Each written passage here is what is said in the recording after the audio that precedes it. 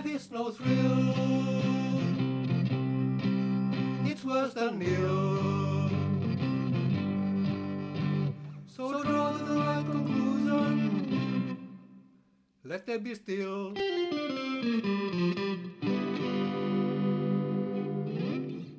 Welcome to episode number 73 of the Exploring Antinatalism Podcast, a podcast showcasing the wide range of perspectives and ideas throughout antinatalism as it exists today, through interviews with anti-natalist and non-antinatalist thinkers and creators of all kinds, now running 4 years strong. I'm your host, Amanda Sukenick, and today I'm speaking with the author of the book Joyful Pessimism, a memoir of sex, mental illness, and philosophy, forthcoming from León Literary Arts, Michael Ellsberg. I'm 41, I don't have kids, I don't want kids. And when you're around my age and you don't have kids and you don't want kids, you get a lot of questions. And usually people stop asking me why I don't want kids. After the second or third time, I just reiterate, I just don't want kids. But sometimes they keep trying to persuade me that actually I really do want kids, I just don't realize it yet. or you're gonna change your mind when I'm 50? Or, you know what? Even if you have kids and you don't want them now, once you have them, you're gonna love them. I was like, I think there's a good shot that's true. But there's also a good shot that's not true. I don't want to play cosmic flip with some future non-existent kid. So I think it's so outrageous these people think what's best for me and my non-existent kids that I think I came up with a way to get them to stop trying to persuade and shut up. And I wanted to share it with all you. Hi, thank you for having me. I am so excited to be here. I am so excited to have you here today, Michael. Welcome to the Exploring Antinatalism Podcast. Yeah, and I want to say I've done a lot of interviews over the years as an author, and it's only in the last few years that I've really been writing the writing that I think is my deepest expression of my philosophy of who I am. And this is kind of unveiling because I haven't actually interviewed. This is the first interview I've done on it. And on the occasion of this interview, I'm actually going to publish quite a bit of the book so that listeners can read what I have so far. So, anyone out there listening, anything we talk about from my book is going to be on my site and available to read ahead of the publication. Yeah, and thank you so much for doing that, Michael. It's extremely generous of you. So yeah, please, everybody, links below. Please go make sure to check out all the amazing work that Michael has prepared and made available for everybody today. Michael, what a true delight and pleasure it is to finally have you on the Exploring Antinatalism podcast today. I want to start out by just giving our audience a little bit of context as to how we know each other. Towards the end of 2021, I received one of the kindest emails that has ever turned up in my inbox, and it was from you, in which you expressed your love and excitement for the Exploring Antinatalism podcast. Thank you so much. And that you, in fact, had managed to get the show mentioned in the New York Times, an article about antinatalism by the name of To Breed or Not to Breed. Thank you so much again for doing that. That was one of the shocks of my life, and just unbelievable. So I've been very happily following your work ever since. And through our correspondence, I learned that you were in fact so inspired by the subject of antinatalism and pessimism that you were writing a book on the subject called Joyful Pessimism. At the time, it didn't have the extra pieces of the name, I don't believe. Right. Yeah, which I just absolutely cannot wait to speak to you about today. However, Michael, before I hand the floor over to you, I did want to say that one of the reasons I believe your contribution to the conversation around antinatalism and pessimism is so fascinating, has a lot to do with, not only who you are, but like what your past works have been, and this sort of duality of two worlds that you seem to be straddling, between pessimism and, for lack of a better word, optimism, the world of success, the world of money, of investing, of being like a connected part of the global community. And that, not that has to in any way be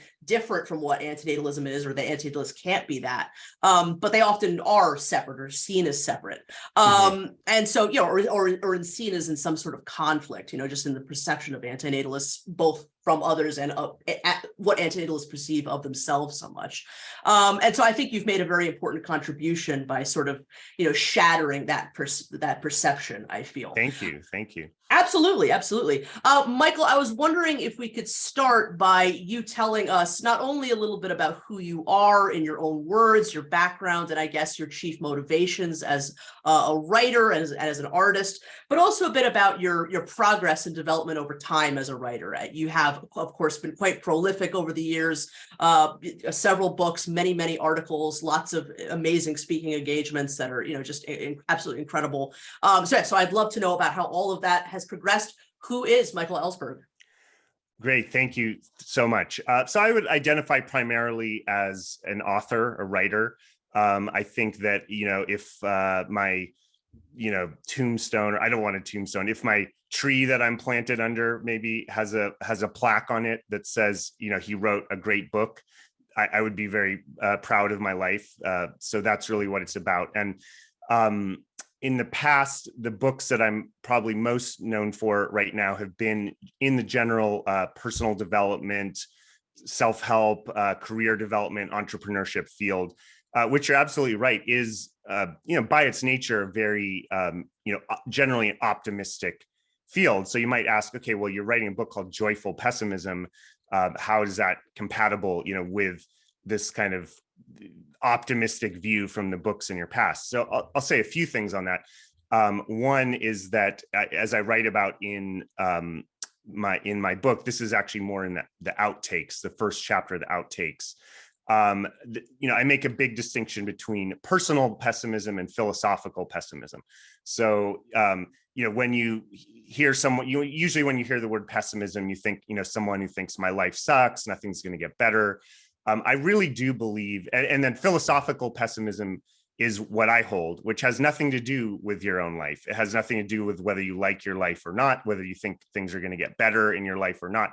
And it has to do with, for me, an evaluation overall of this process called life. That what is this process called life? And I have a very grim view of, sentient replicators battling for the struggle of existence and survival and replication, reproduction. I don't want to participate in that anymore after I'm gone. And that's where my pessimism is. And I am sure we'll get into this quite a bit in our conversation. All that said, I do believe there are things you can do to make your own life better. I've experienced many of those things in my life. I've been in very, very bad mental places in my life. And now, fortunately, I'm in a really good place. I would say I love my life, and I'm really happy to be alive. But that doesn't mean that I want to create more life, partly because I wouldn't want another life to go through the fucking turmoil of bipolar, which would be very likely because bipolar is a genetic, is highly influenced by genes. So the last thing I'll say on that just is that I do think I'm still proud of my self-help books, especially I wrote a book about the education system, very critical of higher education. We can talk about that.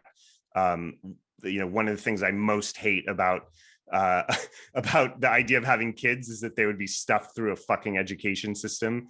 I feel that's almost like a kind of form of lowercase a abuse. So I'm proud of those books. And to be honest, I've moved on. Those are books I was proud of, and now I'm writing what is really true to me, which is more, literary works, philosophical works that aren't really a difference in my viewpoint. It's just I finally allowed myself to be open about it. Partly because I have a day job now that, I'm not going to get fired. I'm a freelancer. Like nobody can fuck with my, if a client doesn't like my views, I can just fire the client. So that's a fortunate position to be in there. Excellent. Thank you so much, Michael. I mean, so many great points in there. First of all, the distinction between philosophical pessimism and personal pessimism. That's a very, very, very important distinction. And yeah, there is nothing in antinatalism or pessimism that says you have to hate your life or that you can't be successful or any of those things. And it doesn't have to mean that at all. And I think people forget that. And that's unfortunate. And, the light bulb had never really clicked, but your book, criticizing the education system. I mean, you could, in the context of your newer work, sort of see that as an early, piece of antinatalism. Yeah. That is definitely a reason why I wouldn't reproduce either. So I would say, of my past books, and I didn't identify as an antinatalist at that time when I was writing it, but I have a visceral hatred for our nation's education system, and for good reason. I went through it very high level. I went to Ivy League, Phi Beta Kappa, all that stuff. So I went through it at that level, there's I don't want any sad violins here. Like I've lived a very fortunate life. I've had very nothing external negative in that way. I've had a lot of internal struggle, but nothing that I would view myself as like a victim of. So I don't want to sound victim-y here, but I really, really, really look back at most of my education very negatively. I basically think that it was glorified, kind of a cross between babysitting and prison. There's some exceptions to that. I had one teacher in my high school who really opened me up a lot, but I for the most part I think of school as kind of glorified babysitting with a lot of emotional abuse attached to it. And by emotional abuse, I don't mean that teachers are, most teachers are well-meaning. Yes, there are some that are actually literally abusive, but most teachers are nice people and they're well-meaning. But there's something about just sitting and forcing kids, like kids want to be out, they want to be playing, they want to be running around, horseplay, forcing them to sit in these rows like day after day, to kind of fit them into this, capitalist system, including in ways that aren't really even that relevant to what they're going to be doing. I just think it's absolutely awful, and I would never ever want to put a child through that. And 100%. I probably just don't have the energy to homeschool. So I wouldn't even know how, if I had a kid, to keep them out of that horrendous system. You really can't. I mean, once they're here, you have a responsibility to put them through that system too, no matter how awful it is. I mean, I had very much the same experience of school. I mean, it wasn't really until my last 2 years of college, actually, that I started to form a different opinion of education. I mean, it's a very, very, very salient reason not to bring somebody here. Right. And also, this is somewhat relevant because I write a lot in my book about AI. I think we're heading into a period of like AI job apocalypse where, that I don't even know, like what the vast majority of the education system now, I think, is going to be entirely irrelevant to the economy that we're heading into. I don't know exactly what will be relevant, but when ChatGPT can write a 5-paragraph essay better than most college students, it really makes you wonder, like, what value is there at this point for a 15-year-old to be learning to write these sort of turgid 5-paragraph essays? It's a better artist than I'll ever be too. So I mean, it's very frightening. I mean, it's from my perspective anyway, it's progressed so fast that it's quite frightening. I don't expect that that's going to slow down. It's only going to speed up. So where does that leave us? Right. And I would say particularly irrelevant. This is a very interesting time in kind of optimism versus pessimism, because nobody really knows what's going to happen with AI. This is a massive, species historical event of the creation of AI, especially if and when superhuman artificial intelligence gets developed. Mm-hmm. And none of us know shit about what it's going to be weird. It's going to be massively transformative. And I can't claim to know the future, but just temperamentally, I have a really bad feeling about it. And then, there's other people who temperamentally think this is going to, usher in this wonderful utopia. And None of us know, but I don't see that. I don't see that either. You know, I mean, interestingly enough, I don't know if this is a subject you have any interest in, but I mean, there's sort of a subdivision of anti-natalism now too, called anti-AI natalism. Oh yeah, which is against the creation of. You've probably seen some of those interviews. Actually, well, yeah. I would say, you know, that, you know, well, first of all, there's a huge debate in, you know, philosophy of consciousness as to whether AI can be sentient, and you know what that would even mean, and how would you know it's sentient? I write about this. Like, I'm not an expert in this field, so I'm sure I'm saying something's wrong. But you know, to my knowledge, there's not really. You wouldn't really be able to tell what's the difference between a software program that is just aping sentience really fucking well versus one that actually is having an internal experience. Yeah. But I would say this: if it were possible to create whole like sentient worlds, you know, and many smart people think that that's what we're in right now, a simulation, right? I know. I'm agnostic about that one, but let's say it were possible to create sentient worlds, you know, that were simulations and such. I think almost certainly that should not be created, because 100%. The amount of suffering that, you know, some you know, look at what like 13-year-olds, including myself when I was 13, do in video games, you know, just blowing everyone to bits. Now imagine if those video games were sentient creatures that the 13-year-olds are blowing to bits. It would be like the most, you know, just the most dystopian thing you could possibly imagine. So I think that the idea of creating, you know, if it's possible, of creating artificial sentience is a really bad idea. Yeah, 100%. If there's any possibility that sentience could come out of those systems, it should not be created. It should be seen as exactly the same, really, as creating any other, you know, a biological form of life. Absolutely. You know, especially because there are theories too that I've read where it's like, you know, we might not even really be able to tell if it's sentient or if it's suffering. Exactly. Right. No, we won't be able to tell, and it'll be like it will. So if you have a computer program and it's telling you really convincing, like, hey, if you shut me off, I'm gonna, you know, I'm gonna die in hell, or I'm gonna suffer, or whatever. Like, how do you know the difference between, you know, whether that's actually having those feelings or whether it's just like spitting those feelings out? Exactly. We don't really know. And this is a topic in the philosophy of consciousness called philosophical zombies. So it's the idea that you could have creatures, beings that you know, interact as if they're conscious in every way. Yeah. But, you know, the definition of consciousness is that it's subjective, it's first person. Exactly. So technically speaking, I don't actually know if you're, you know, having a sentient experience while we talk. You could just be somehow a philosophical zombie, and vice versa. You don't really know, because you don't have access to my consciousness, whether I actually am having internal experiences. I can tell you I am, but also you could create robots that could tell you they're conscious without being conscious. Yeah, exactly. And the whole debate about AI intelligence, the whole debate about consciousness in that is actually, I think, a red herring, because a lot of the effects that will impact us could absolutely happen whether or not this intelligence is having a subjective experience. Yeah.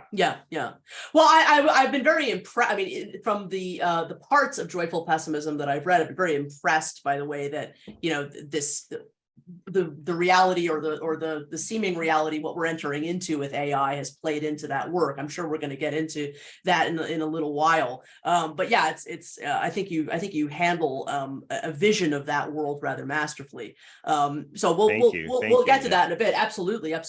I want to ask you now, Michael, you know, just a couple of like basic questions about antinatalism. Sure. Michael, why are you or are you not an antinatalist, would you say? So I definitely do identify as an antinatalist. For me, that identity is kind of part of a larger identity that would probably be more what I would describe myself as a philosophical pessimist. Yeah. And I'm a joyful pessimist. Like I'm not always, but now I've really gotten to the point where I love my life. I'm having fun. Part of that is I found the right psych med, which we could talk about, but that really helps a lot. Yeah. You know, better living through chemistry. You know, but on a very deep philosophical level, I think that the amount of suffering in this world not only outweighs the pleasure, and we can get into this, but just can't be compensated. Like there is no way. Like how many birthday cakes of kids having their birthday and being sung happy birthday to, how many of those could, in a utilitarian balance out, the Holocaust or transatlantic slave? Like there's certain things that happen that are just so awful that they can't really be compensated for by any amount of, wonderful things on the other side. So that's kind of my overall viewpoint. And from that, I have a kind of generalized, so I would, for me, and I'm not saying anyone else has to take this definition. I know there's a lot of different definitions. For me, I think what antinatalism means to me is, I would call it antipathy towards procreation. I just have a general dislike of the idea of procreating. I don't want to do it for myself. I'm not happy when other people tell me I'm not the type of person who's trying to like rain on other people's parade. I feel like it's a choice it's a very deep choice that people have to make. I will, in some cases, like the way I view it is like, if someone's like 60-40 towards not having kids, I will like maybe push them that last 40%, because they're getting so much pro kid propaganda just from our culture. But even if someone's like 50-50 or they're like 40-60 towards having kids, I let them decide for themselves. If they want to read my stuff, they can do that. It's not my business whether they read my stuff or not, but I'm not going to like actively try to persuade someone who's really on the fence. I just do it through my writing, and whoever needs to find my writing finds it. I would just say that in general, because of my philosophical pessimism, I just have no interest in continuing this. You had a great phrase. I fucking loved it. On one of your interviews, you called it sort of like the Shakespearean drama or something like that. What was that? You something along those lines. I can't take credit for it. I was simply quoting in Mendham, but he has this thing of Shakespeare plays forever. That basically so like this kind of perpetuating Shakespeare. It's this carousel of dramas, and there's many wonderful things, and I've experienced those. But it's sort of it's just this kind of charade of one drama after the next, and even. If you look at like our entertainment, like what do we like when we want to be entertained? What do we look at? We don't like look at stories of kids happily frolicking in fields. We read about wars and cheating, like horrible relationships gone wrong, and that like we seem to be very stuck on just that. It seems to be something very core to being human, is like just being enmeshed in violence and warfare and conflict, and I just have no interest in perpetuating that. I'm happy I'm here. My father, who he's an author, we talk very frankly. He I showed him my stuff. He's I think in very deep ways influenced me, although he wouldn't identify as an anti-natalist or any of the things that I take on. I don't think he'd identify as. But he was reading my stuff. He really enjoys it. He's laughing a lot. One thing I'll say is, for all this dark shit we're talking about, like my main intention is actually like dark humor. Like, my stuff is very dark, but I'm not trying to make people feel depressed. Like if I can make someone laugh in my writing, that's my audience. And if you're not laughing when you're reading my stuff, you're probably not my audience. So my dad, was cracking up when he was reading it, but he did ask me, we had a serious conversation. He said, look, I'm fine with whatever you say with this, but I'm actually really curious. Like, do you regret being born? Like, do you regret that? Do you wish you weren't born? And I think there were periods, I was suicidal, where I was literally going to, give back the life that I was given. But at this point, I can honestly say, no, I don't regret being born. I'm happy to hear that. And I have enjoyed my life, but I just don't want to continue this carousel for more generations, even if I knew that they would be very happy. I just have no interest in keeping this sort of Darwinian game alive. So in that sense, I'm an anti-natalist. Excellent answer. So much great stuff in there. Yeah, and I have a vasectomy. Oh, fantastic. Which I highly recommend for any man who has decided that this is the way. I'm a big advocate for vasectomy. Well, especially since, what's happened with abortion has happened. Come on, guys, step up. Get the goddamn vasectomy. No, it's seriously, in Texas, any guy in Texas who thinks he might not want to have kids, you better get that shit snipped, man. 100%. I mean, I feel like that message is not getting out there enough, but it cannot be understated. First off, I just want to say your dad and your mom, lovely, lovely people. I had the great pleasure of meeting both of them at your birthday party last year on Zoom. That was so lovely. I mean, at least 8 out of the 10 tools in my antinatalist toolbox, of how you make the argument, are comedic based. Yes, I do like to do this through different modes. So I love creating pieces of infotainment, basically. And I feel like my movie, The F List, that was all trying to get people. By the way, thank you so much. Such a great piece of art. I just I love it. It's one of my favorite pieces of art. Oh, and we'll also talk about, you just shared this Confessions of an Underage Masturbator. Oh yeah, fucking brilliant. Thank you so much, Michael. A+. And I was watching one of your videos where apparently, at least you think it may be the case that video got you kicked off of your Forever Wolf films. And I think it contributed to it. But the funny thing is that when my channel was taken down, the video hadn't been on the channel for at least, I think, 4 or 5 years. I'm probably getting the time a little bit, but that video was on my channel for 10 years with no issue. But it's a provocative little movie that's really not as scary as it sounds. Shouldn't be provocative. It really shouldn't. We talk about it. I'd love to get into all that, but I just wanted to make the point that making people uncomfortable with this subject is never my intention either. It's I think this is one of the most important ideas in the world. And I think that people have a right to the information of antinatalism. It's about putting it in people's heads in a way where it has its place in the marketplace of ideas that are already there. I think antinatalists get very, very wrapped up and have a certain level of anxiety about I have to be out there convincing people. It's about convincing. And it's great when you can do that, but that has to happen naturally. It has to, people have to. Absolutely. I'm a by trade, direct response copywriter, kind of hired gun, just if somebody wants to persuade other people to buy shit or take action. I'm a kind of a mercenary. I don't use my tools for I wouldn't write for a Republican or a gun manufacturer, stuff that I find, morally objectionable, but pretty much I'm a hired gun. So I really, in a way, copywriting is a great career for a pessimist and a cynic kind of I call myself also a loving misanthrope. I think I love that. All life is filled with predation, and it's a whole other topic we can get into. But my original concept for what I've been writing here was called The Sociopathic Species, a Misanthrope's Brief.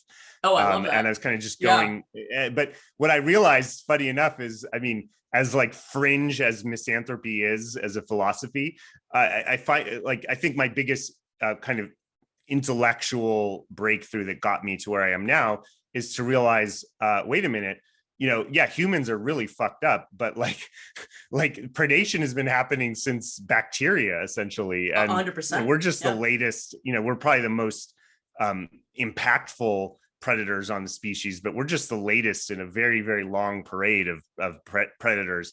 So I realized that kind of misanthropy was putting too fine a point on the matter, and that it's really life itself is just full of predation. And anytime you get anytime you get replicators, some of those replicators are gonna, with differential replication based on success, some of those replicators are gonna find that they're replicate more when they fuck up the other replicators and take their flesh or their resources or whatever. So it's this kind of ceaseless battle that humans are just sort of the latest entrants on the battlefield. We're just the most egregious gladiator, and we're at the top of the heap of corpses, basically. But this is about sentience, and it's about it's a a movement against the natural competition and the cost of that competition. Like that competition is paid for in blood and screaming and all the nastiness of that exists here on planet Earth. And it's just a way of saying no to all of that. You know, Just to finish a thread I was on, I'm sorry. Forgive me. No worries. My mind is very lateral. I go at all kinds. I love it. No worries. Go for it. So the thread I was on there is by trade. You know, I persuade people of things, and I've studied how to do that. And you know, the most basic thing you need to know in persuasion is that you persuade people of what they're going to get out of this.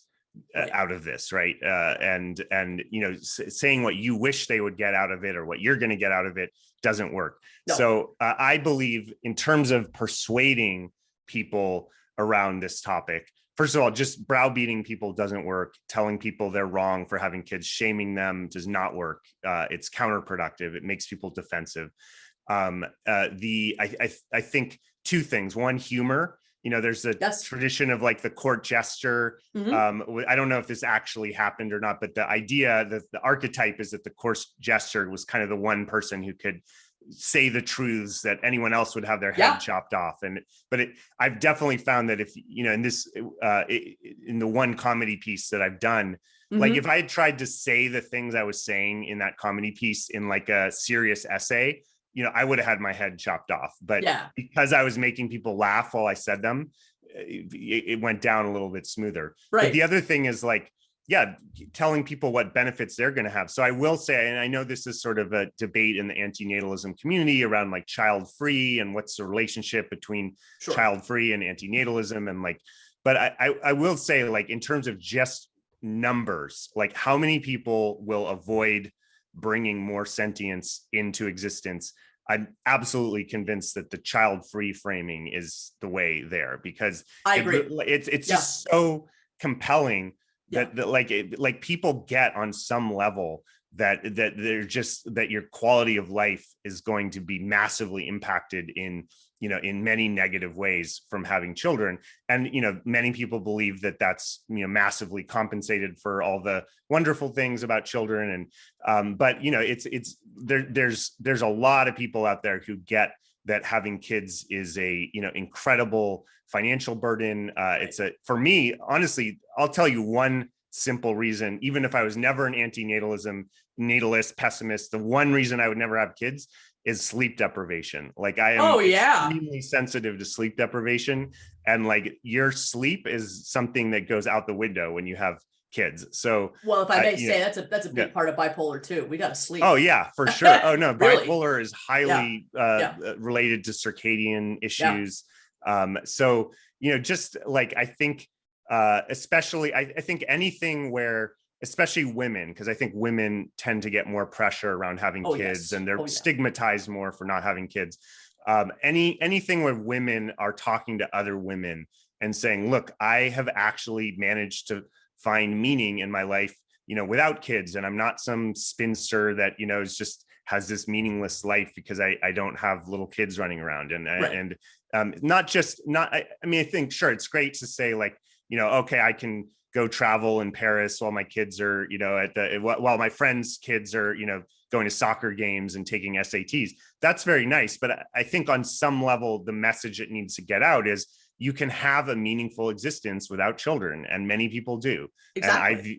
And I view my existence as very meaningful. And I have many female friends who are child-free by choice, whether they're anti-natalist or not. Most are not. It's lifestyle. They just don't want it. And they have very meaningful existences. So I would say in terms of just pure persuasion, that's really where it's at in terms of, you know, getting more people to feel comfortable with the idea of not procreating. You know, if I can add to that a little bit, it is a piece of convincing. I mean, but I see it as a form of trying to liberate people to the fact that they should be free to invest in themselves, invest in their own lives, because there is all this pressure to procreate and to create somebody else, and, you know, start new dreams as opposed to living your own. And that I see less as a point of trying to convince somebody, because I've made this argument to people. And I can see the relief, I can see the relief in people's eyes. I mean, it's real because there is a kind of death of yourself, when you create a new life. The idea that you don't have to do that's something bigger than some sort of nefarious convincing, tactic. I think, that's right. Yeah. That's breaking some chains. I talk about this in my, I do want to have kids. My kids are my books. Those are my kids. It's my mimetic. Movies, my show. It's mimetic. Show's my baby. Yeah, it's mimetic replication. And people say like, oh, don't you want to leave a legacy? And I go in this line, probably more funny in my comedy than how I'm going to say it now. But so I asked people, okay, well, who are the greatest thinkers in history? Who are the greatest philosophers, scientists, artists, whatever? And you go down a list of any of them, and what do you know about their kids? Like, do we know anything about the kids of almost any great artists, philosophers, scientists? Do we know, did Einstein have a kid? I don't know. If he did, we don't care about him. So, great point. There's lots of ways to leave a legacy, and kids is only one of them. And, I think if we can just show people that you can leave a legacy and have meaning without genetic replication, that will get more people to consider that they don't need to genetically reproduce. 100%. Well, that leads me into my next question, I think, rather beautifully, because some of what you just said is actually dialogue from Freudian kink, which I believe everybody has seen just a little bit of it at the top of the show. So let me ask this. So when did your interest in the subject of antinatalism first begin? The earliest that I personally am aware of is Freudian kink, which is this fantastic stand-up performance that you gave in 2018, which I think people have seen a little bit of that already. So we can link is to that when it started? Yeah, definitely. Link to the full show will be below. But I'd love to hear sort of that, when it began and how it led into that piece specifically. Sure. So I always had a lot of some of these things brewing around since I was about 15. I was a very moody, kind of existentialist teenager, as a lot of teenagers are. I grew up in somewhat of an unusual circumstances that was very fortunate, had a safe upbringing, two loving parents. They're still together. They've been married over 50 years. Good education, healthcare, like all the things, very privileged, didn't have any traumatic experiences. So all of that was safe externally, but there was one interesting twist to this that I think did influence me quite a bit, which is that my father is definitely one of the darkest thinkers that's ever existed. I think I could say that confidently. He's an expert in nuclear, kind of nuclear politics, nuclear war planning. He was involved in somewhat high levels of nuclear war planning in the early days of the nuclear era. My dad's 91.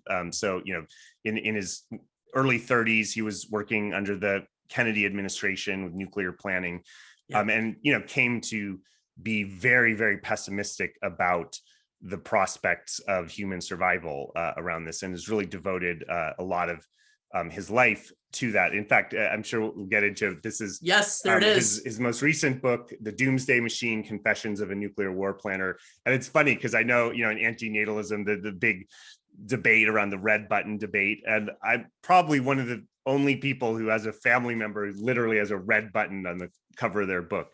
For real. So, it's pretty extraordinary, actually. So, one of my father's lines is, he said, humans are not a species to be trusted with nuclear weapons. And if you just, it's such a basic idea, we're basically glorified chimpanzees, right? We're somewhere between chimps and bonobos, kind of same deal. Would you want, chimpanzees to have nuclear weapons?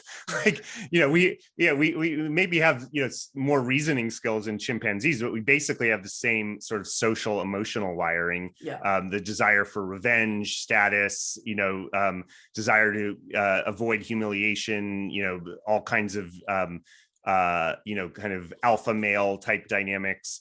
So you give chimps nuclear weapons, it's not going to end well. And, I basically grew up more or less with the thought of like, look, humanity is going to be very lucky if we, last another 100 years or so. Yeah.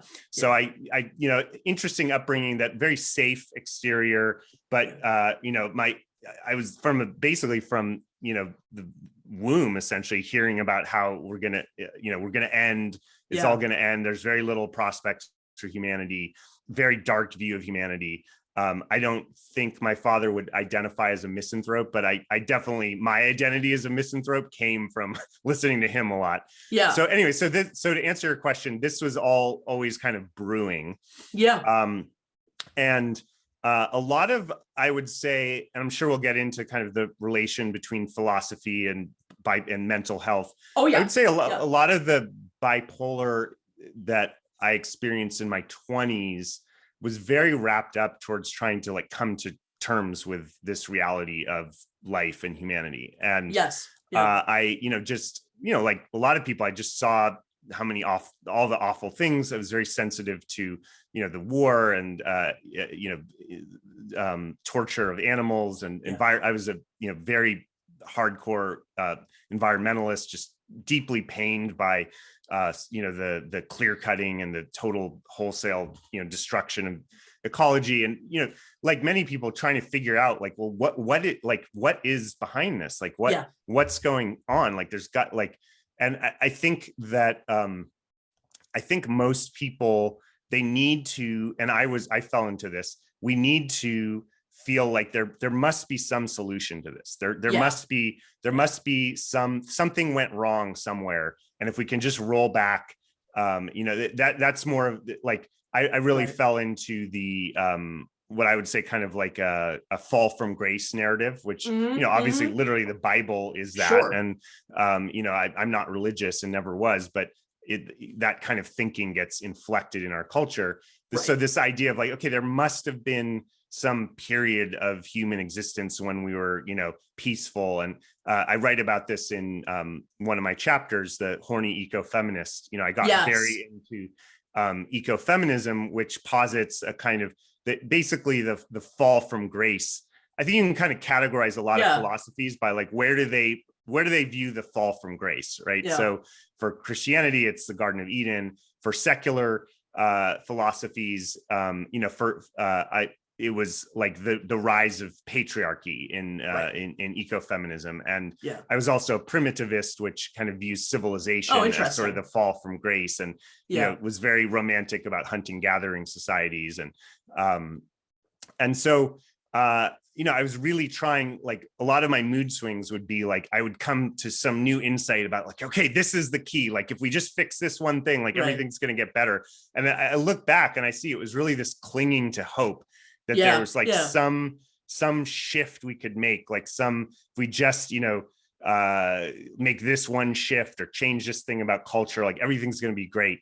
And it, like philosophical pessimism is a very bitter pill to swallow. It really is. And I don't think ultimately it has to make your life bitter. And I think my life and my writing is a counter to that. But on some level, it's a very bitter pill to swallow at first. And it took me quite a while to swallow it. And finally, to answer your question, it was for a variety of reasons related to different relationships I was in. And I finally, around 2018, which interesting also was when I finally kind of got over my bipolar stuff, because I'd finally found the right medication. So I was starting to have a much more clear mind. And in that clear mind, I somehow, I don't remember how, but I came across some pessimistic quotes. Okay. And I don't remember which was the first, but definitely one of the first ones was probably my favorite quote, is from Arthur Schopenhauer, who's the kind of known as like the father of philosophical pessimism. One of the darkest thinkers that ever existed. And he wrote in 1851 an essay called On the Sufferings of the World. Great essay. He writes, quote, "The pleasure in this world, it has been said, outweighs the pain, or at any rate, there is an even balance between the two. If the reader wishes to see shortly whether this statement is true, let him compare the respective feelings of two animals, one of which is engaged in eating the other. Yeah. Like this just captures Brilliant. it so well, because Yeah. it's like you could just see it. Like one animal's like, okay, you know, nice day, I'm having lunch, you know, and the other animal, like there's literally nothing you could imagine worse than being eaten alive. Like, Yeah. like if Yeah. you imagine the worst ways to die, I think like being eaten by a shark is probably, you know, up there as like Oh, the yeah. worst way you could possibly die, right? So like being like eaten alive by a monster, you know, so to speak, is like the worst way to imagine. And this is like just happens throughout the wild animals, like every day, every second. Common it's thing like on happening. Earth, practically. It is like the central thing. So reading that quote, and you know, this is something we've talked about.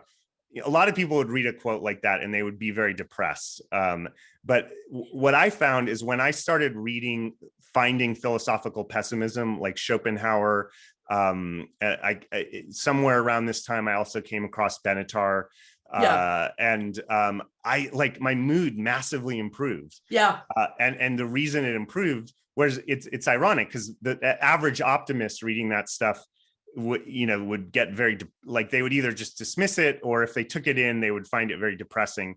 But for me, I was like, oh my God, I'm not crazy. There's other people who have thought this, and I'm not this crazy alone person who's just like it was like when you have these views and you're alone in them, and especially when you're younger and you haven't really found the community or found the reading around it, you kind of think it's like, okay, either the world's crazy or I'm crazy. And it's a little bit, it's hard to believe that the entire world is crazy. Right. So it's just easier to kind of think, well, there must be something wrong with me.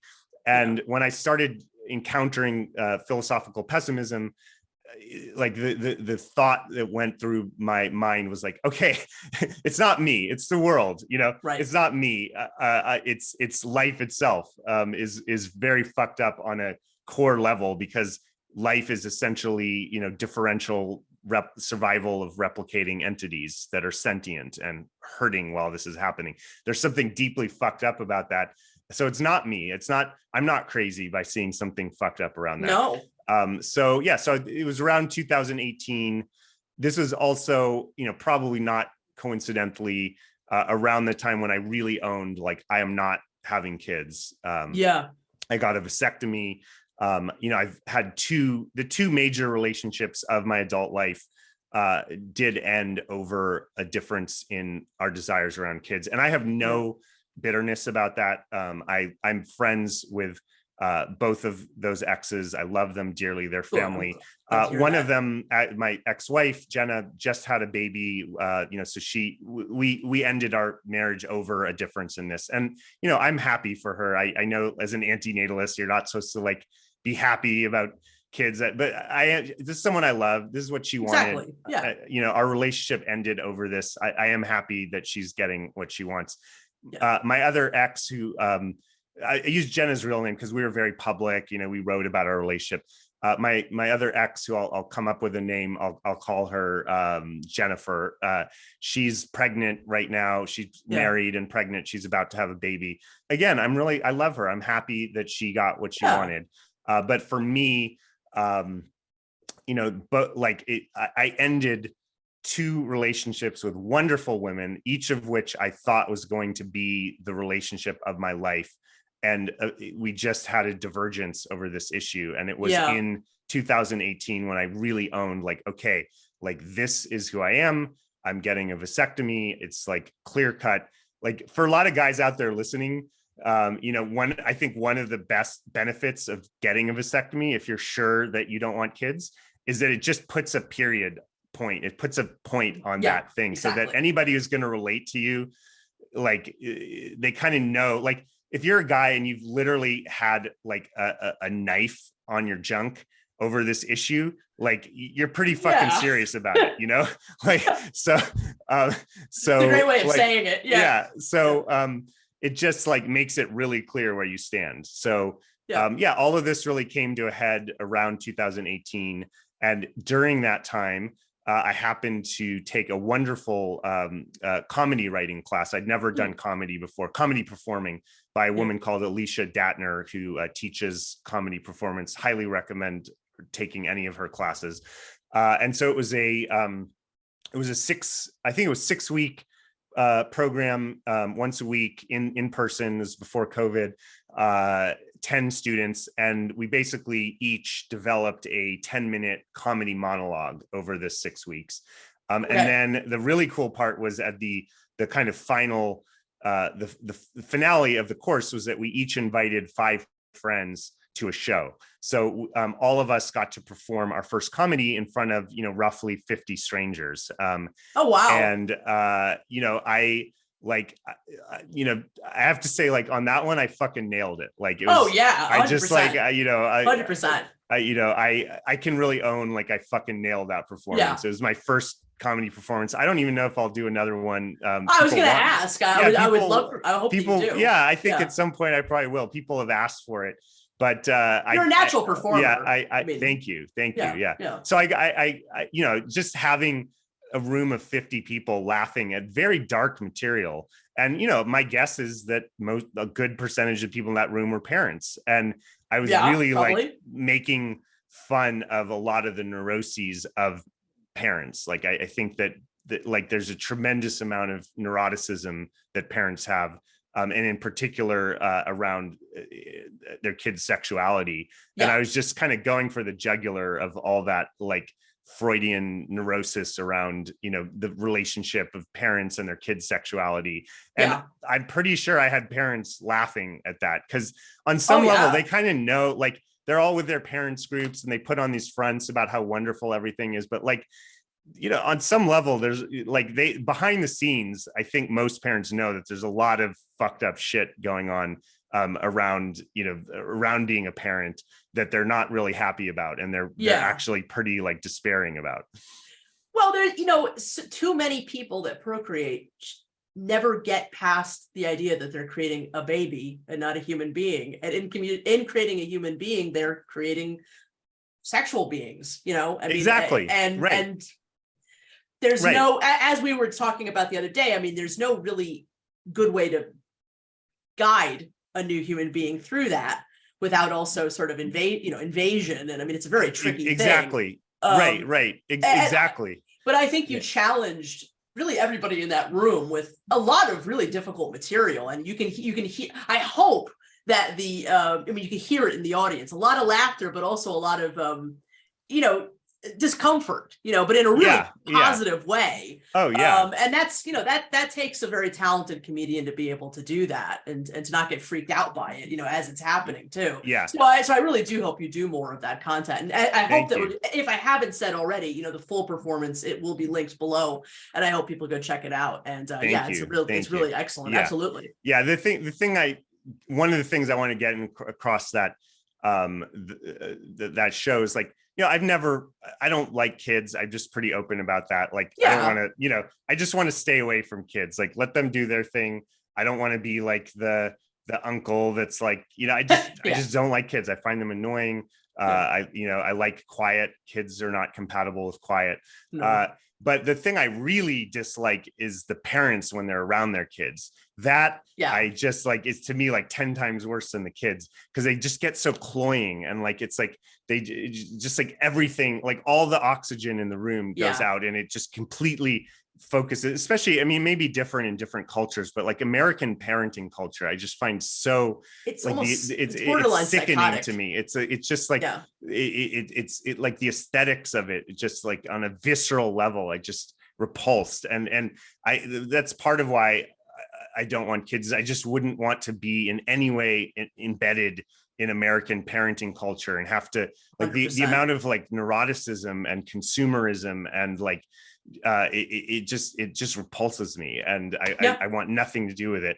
And like, I think, like, I'm sure that there are people, who find a way to kind of keep their own identity around it. But what I've mostly seen is just people, like, can completely subsume their identity into their child, and just it becomes this very like emotionally entangled thing with a lot of what I would say like basically emotional incest, where you're trying to get a lot of like the definition of emotional incest is when a parent is kind of getting emotional needs met that would be more appropriate with a romantic partner through their kids. And that is a real thing. It is a real thing. And I'm not trying to minimize like that actually there is a thing called emotional incest that's very damaging to people. But I would say on a more broad level, I think that almost all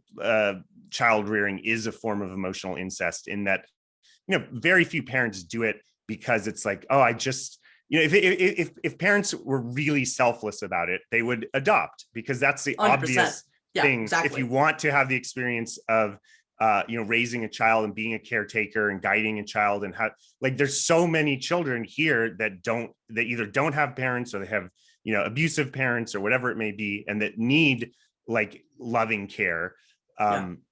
So like that would be the selfless thing.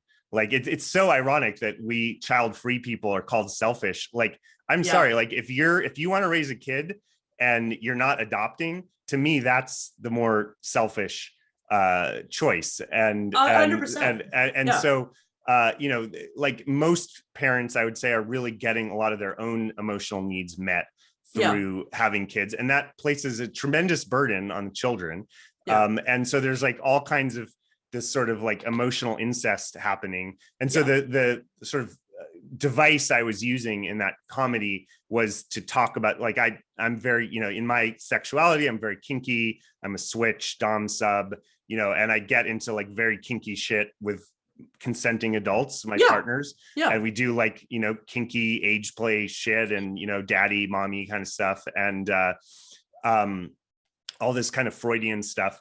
And like what I was sort of just playing with the idea that like parents would view me as a pervert, for being into this stuff with other consenting adults.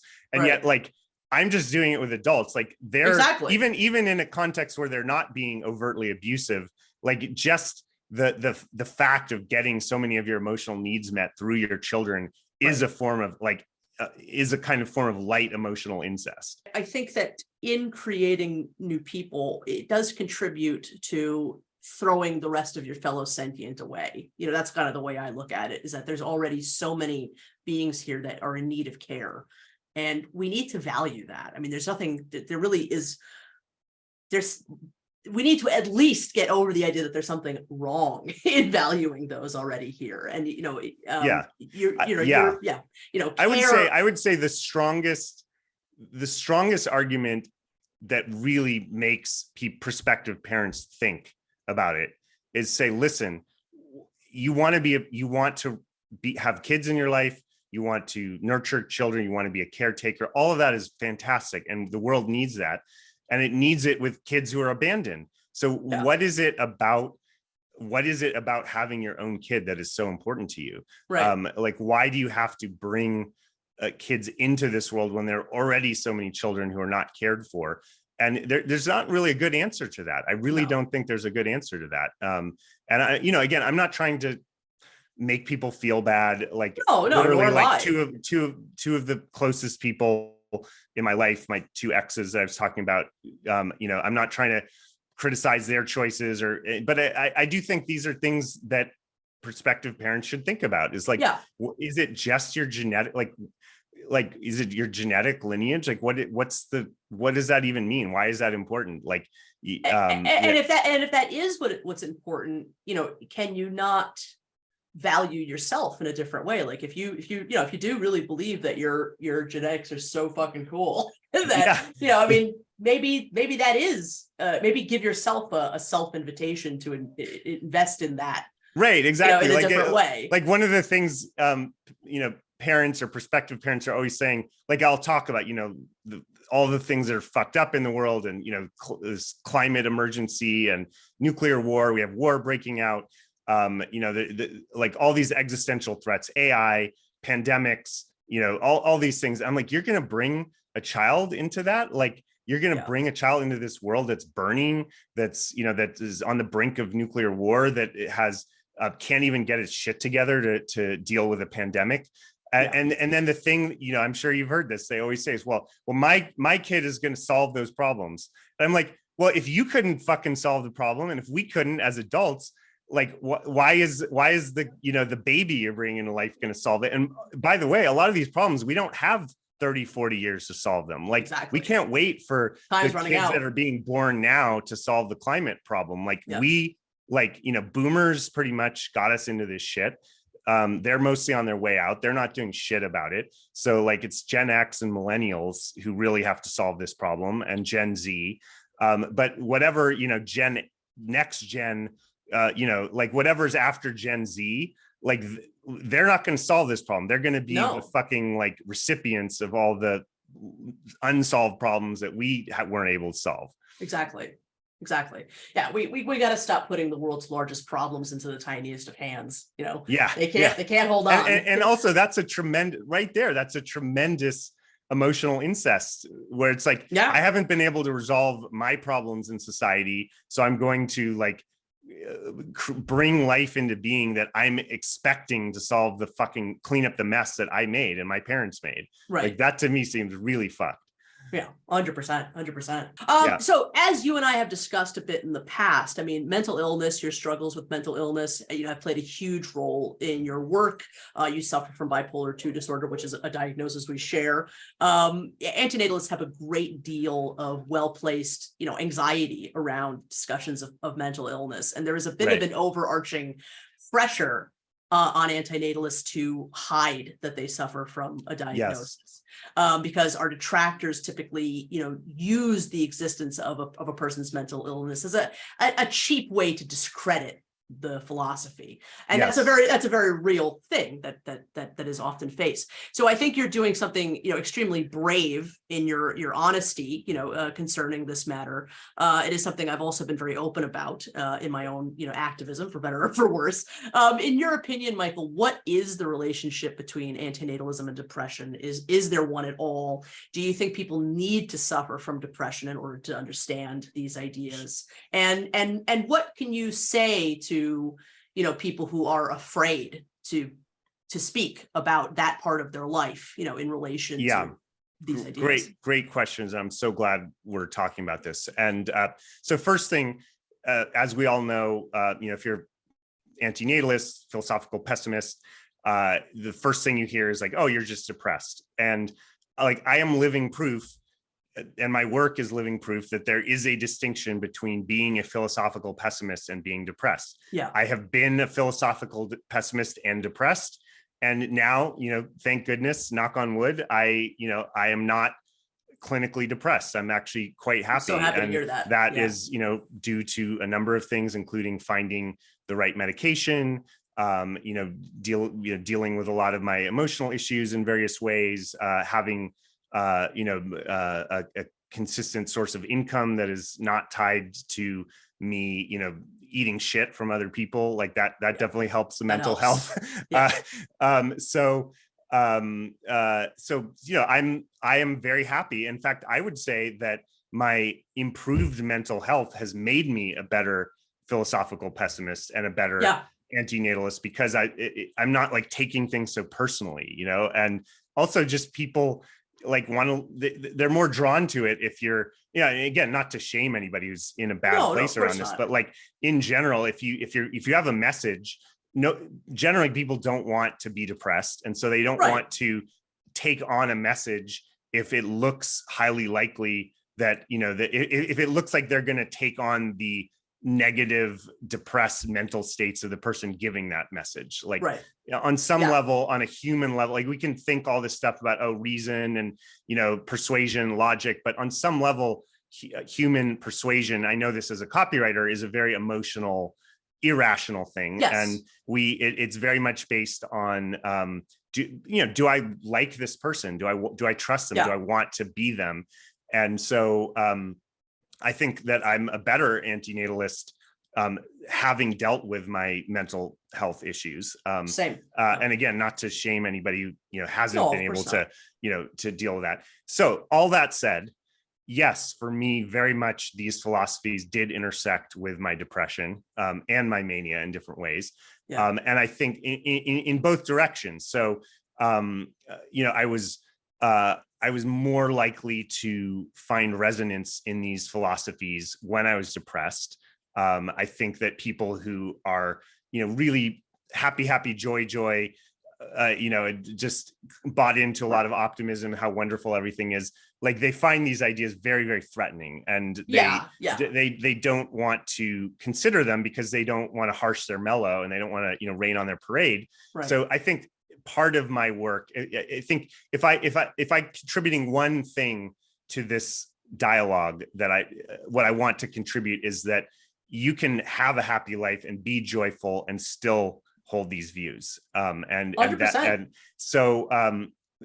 said, definitely, before I really came to the integration that I have now with these views into my life, it came to the understandings I have now. When I was really grappling with these ideas in my teens, in my 20s, like I found a lot of these ideas very depressing, and just, kind of at certain points in my life, I was like, well, what's the fucking point? Like, why continue this shit? Like, why, including my own life? Like, why am I even here? I'm just, just contributing. I'm just implicated in all these horrendous social and, environmental problems. And I don't see any way of solving them. And so I'm just like, what's the point? And why am I here? And I've been suicidal at different stages in my life. And definitely sometimes that suicidality, I'm not going to say was directly caused by the philosophy, but there were intertwining co-causalities that were happening where the philosophy was sort of egging on my depression. The depression was having me dive more into the philosophy. So I guess I would say for anyone listening to this who is struggling with mental health issues or depression and wondering how that intersects with your philosophies, maybe feeling shame because you're part of this movement and you don't want to feed into the stereotype that we're all just these like depressed people on the verge of suicide. I would just say depression is its own thing. This is something that I help. I've had a lot of friends who are depressed. I've helped a lot of friends through depression. And the thing that I always try to tell people, is I have many friends who they have all kinds of reasons that are good reasons why they're depressed. They have abuse in their past, horrible things that I haven't even gone through and can't imagine having what it would be like to go through these things. And they have all kinds of, very good reasons that are understandable reasons why they're depressed. So, and then also my dad, and I feel like I'm not spilling huge beans here, but my dad has been, very depressed about the state of the world and, nuclear and the war. And so he's had a long history of depression. He's on antidepressants, which have been helpful for him. But the thing I always tell people is yes, all those things are true. Yes, that abuse did happen. Yes, the world is really fucked up. All those things are true. And once depression takes hold in your mind, it takes on a life of its own that's entirely independent. It becomes its own thing that is independent of all those other horrible things, either in your life or in the world. It just becomes this sort of self-fulfilling loop in one's mind that you can be dealt with on its own terms. And the one plug I'll just say here, that I think is an incredibly promising area for dealing with depression is ketamine therapy. There's a lot of science behind that. I think if someone is very deeply depressed, I would, almost all major cities now have perfectly legal ketamine clinics, and it's kind of it doesn't work for everybody, but if it works, it's very dramatic. That's what I've heard. It's like one day to the next, and it lasts about a week. It lasts longer than the time you're feeling the effects of the drug, but it's not permanent. But that 1 week is fucking amazing. You can be going around for years with clouds over, and like you just, have this one experience, and for like several days or a week, the clouds part, and it's like, oh, all the same things are true. Like nothing has changed about my life or the world, but like my mental state has completely changed around it. And it's not like you're all of a sudden this like buoyant joy, bouncing joy person, but you just are, you feel like you can kind of engage with the world without this like heavy weight over you. Yeah. Fascinating. Yeah. Fascinating. I mean, I can say for my, I mean, I think our stories on this point are kind of similar in the sense that, I mean, once I started, learning about pessimism, anti-natalism, right to die, all of these different, convergence and veganism, atheism, once those kinds of, all of that kind of came together, it put the world together in a way where, yeah, it had a huge impact on my mental health. Now I'm still, I still have my struggles and stuff, but it was, I know that people get caught up in this being a very depressing way of viewing the world, but it's more depressing to view life in a way that isn't true.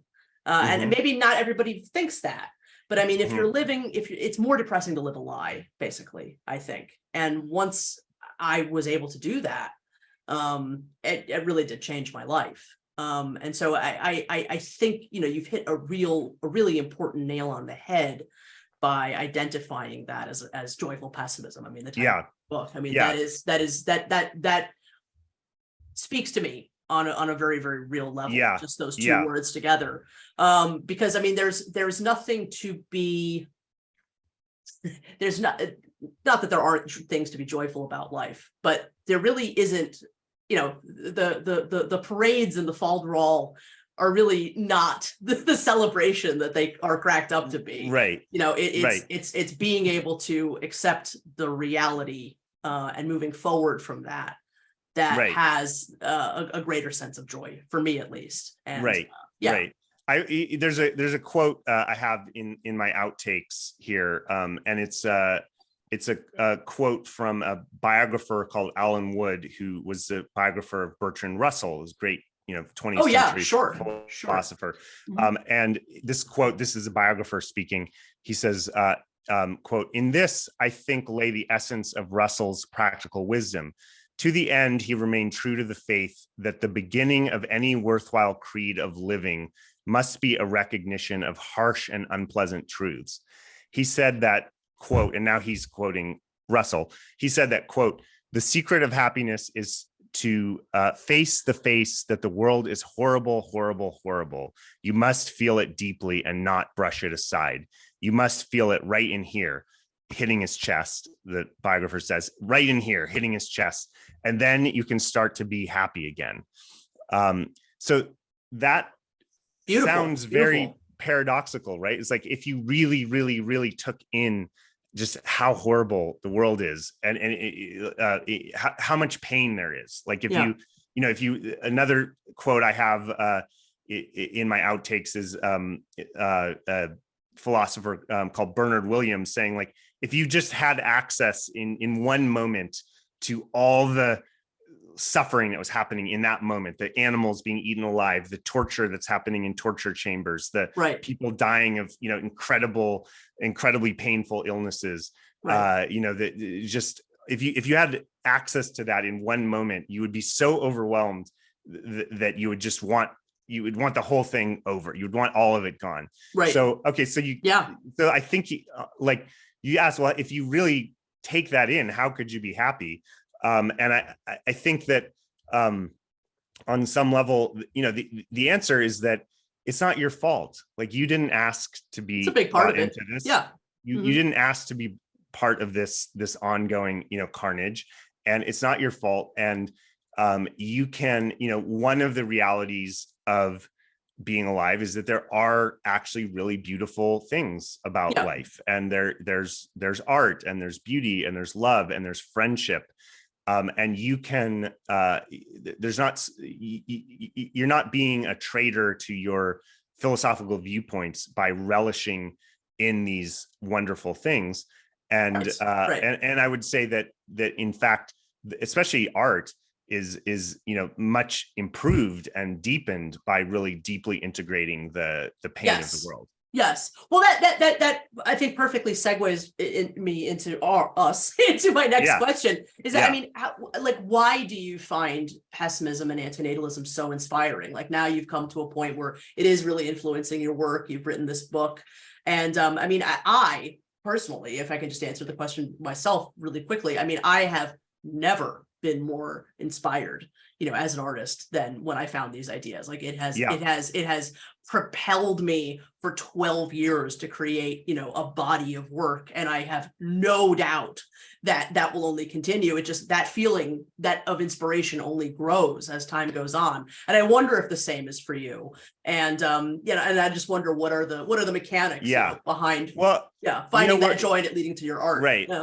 It's a very interesting time for me to be writing this stuff, because I was raised basically from the womb, and like my dinner table conversations at, as a kid, my earliest memories were, hearing again, and my dad is quite a lecturer, and he just lecture again and again about how we're all going to blow up, and, it's hopeless. And, this kind of, he always kind of had this sense of like, being this like Cassandra, where he could see the problems, but nobody was believing him. So I, always felt kind of like an outsider from society, and very alienated with having these views. And what I'm finding now is that it's the first time, I think, that even in these last couple months with Chat GPT, where large portions of the population are having a big swallow and thinking, holy shit, like humans might be overtaken here. Like we were the big kahunas, we were the king of the roost for a couple 100,000 years, and certainly the last 10,000 years since of civilization. Over to flash. And like, it's quite possible that our progeny AI is going to kill us. Like we have created the children that will kill us. And I think more and more people are starting to internalize that possibility. And I feel like I'm writing this stuff in just the right time, because I've been, that's a very, very hard, strong cup of tea to start drinking. Absolutely. And a lot of people are starting to drink it very quickly, because now that they see the AI stuff really taking off.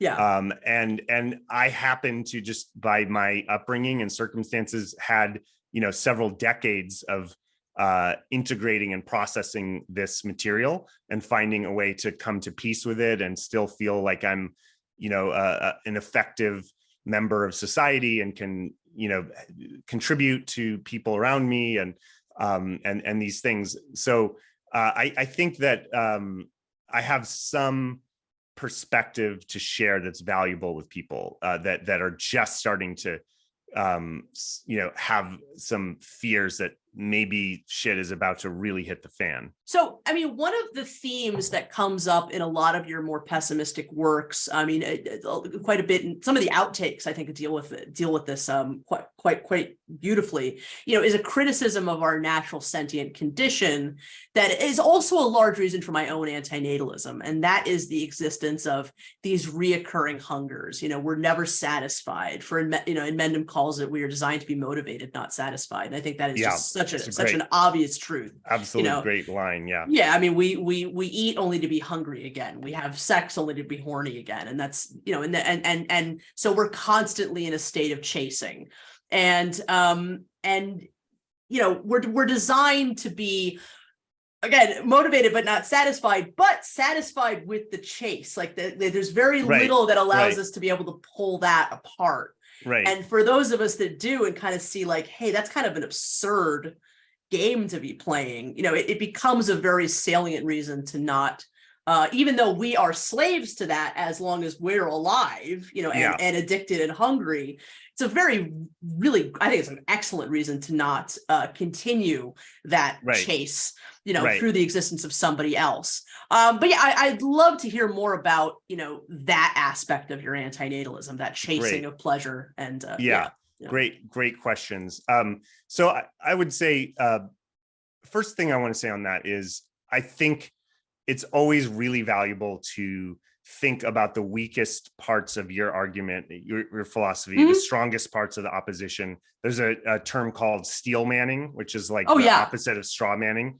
So I think a lot about, I think the weakest part, the part I don't have a good answer for in my antinatalism, and it's not enough to get me to abandon the viewpoint, but it definitely gives me pause, and is the reality that the vast majority of people would report that they're happy to be alive. Suicide is not that common. It probably would be more common if it was destigmatized and legalized, which I completely support. But even in that case, I think it would be a minority choice. And you have people who are even in absolutely horrendous situations. They're in a prison camp, for a prison, their prison labor camp in North Korea, and they will do 40 years of prison labor to get out, to like have a little bit of life left at the end of their life. So if you look, most people do report that they enjoy their lives. So I would say, again, I don't agree with this, but I would say it's a fairly strong argument when people say, like, look, okay, the kids, they didn't ask to be born, but they're gonna thank you later. And in most cases they do. Most people feel thankful to be alive. So I think that is a fairly strong argument on the other side, is that generally speaking, most people are pretty happy with their lives, even in really shitty circumstances. And in fact, often the people in the shitty circumstances are happier. I've traveled all over the world, and there's not a super clear correlation to me between like shitty circumstances and happiness. Like in some cases, people have, by our standards, horrendous poverty, but seem to, not to romanticize them, but seem to find some kind of meaning in their life. Often the meaning is through religion, which is, as Marx said, like the opiate of the masses. But people find very, very deep meaning through religion. So what's my answer to that? And I don't think I have a knockdown answer to that, I have to say. But I will say this, is that I think it's related to what you just said, which is that, Darwinian evolution creates us as, reproducing machines, like reproductive, like that's what life is. It's differential. There's a quote from Dawkins, who was very influential in me. And he says, all life evolves by the differential survival of replicating entities. And, that's a fairly standard Darwinian view. Dawkins' big contribution to this was to argue that there's actually two types of replicators on planet Earth: genetic replicators and mimetic replicators, which is replicating information. And that's where also I would say, people, I talk so much about Darwin and, genes. People say, oh, you're just like a, genetic reductionist. And no, the answer is there are these, like, our consciousness is actually a battlefield between two different types of replicators, our genetic replicators and mimetic replicators. And often they're quite at odds, right? So like, a philosophy, like a perfect example of this is that people who are celibate for their religious memes. So they have a religious meme that's taken over their brain saying, for whatever reason, you shouldn't have sex. Like that is in direct opposition to what our genes are wanting us to have. So we're kind of this battlefield between these different replicators, right? And on somehow, who we are gets sort of triangulated between these different forces that are battling for our attentional resources. So one of the realities of being at the intersection of these replicatory drives is that we want to be in the game. Like we want to be, like 100%. We want to be in the game. Like people like get a lot of meaning and exciting. A lot of people say, people who've been to war. In fact, my father, he was a Marine company commander. He saw, he was in Vietnam, saw the front lines. And he said, that he's never felt more alive than on the front lines of battle. And that's very common.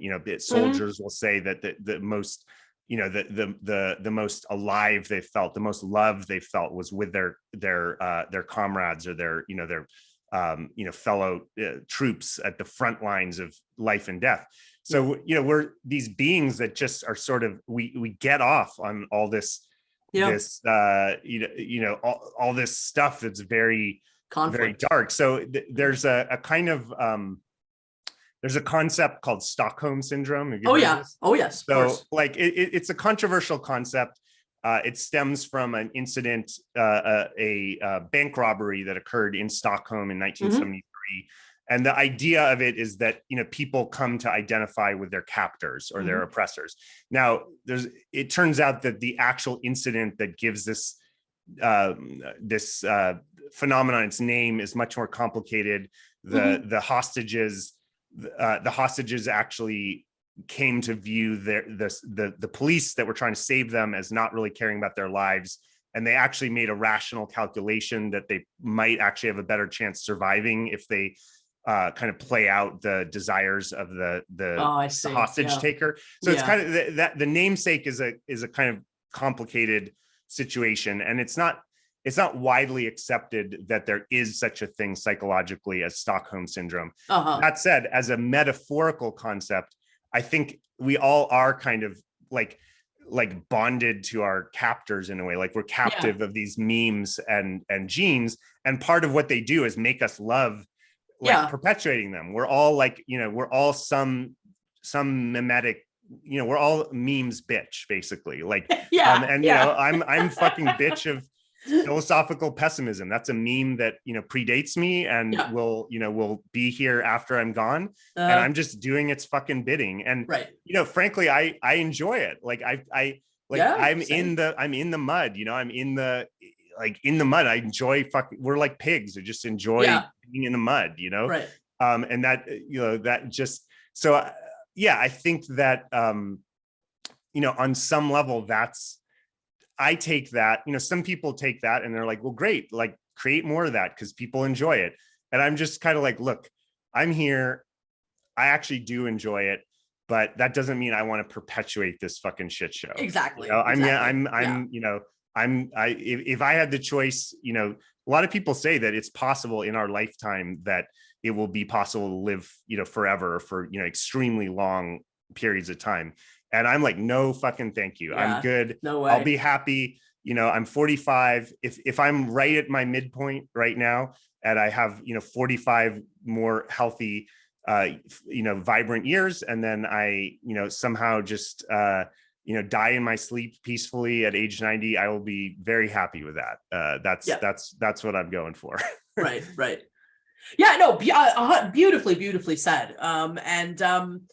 I mean, we like I said, I kind of, it's funny you brought up Stockholm syndrome because I was talking about this very subject with somebody not too terribly long ago, that I sort of feel like there's a bit of a reinterpretation of that idea that is more aptly applied to the relationship between parent and child. Because I mean, we absolutely, we have no choice but to have this love, right? And it's an incredible, I mean, and I'm not doubting the sincerity of that occurs in some parental child relationships. I mean, it's real, but it's also incredibly coercive, and it's a reaction. It's a reaction to a kind of torture. Absolutely. So, and I write about this somewhere in my outtakes.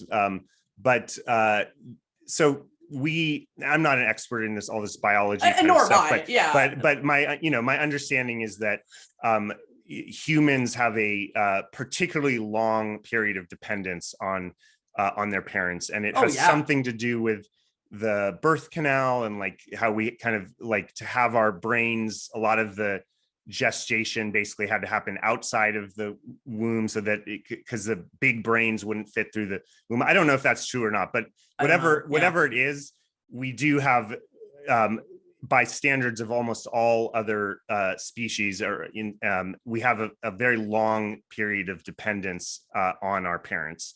Right. And that's both physically, like we, probably the earliest that a human could kind of fend for themselves, let's say in a hunting gathering society, maybe 9, 10, something around there. Yeah. So you've got a good decade of real dependence.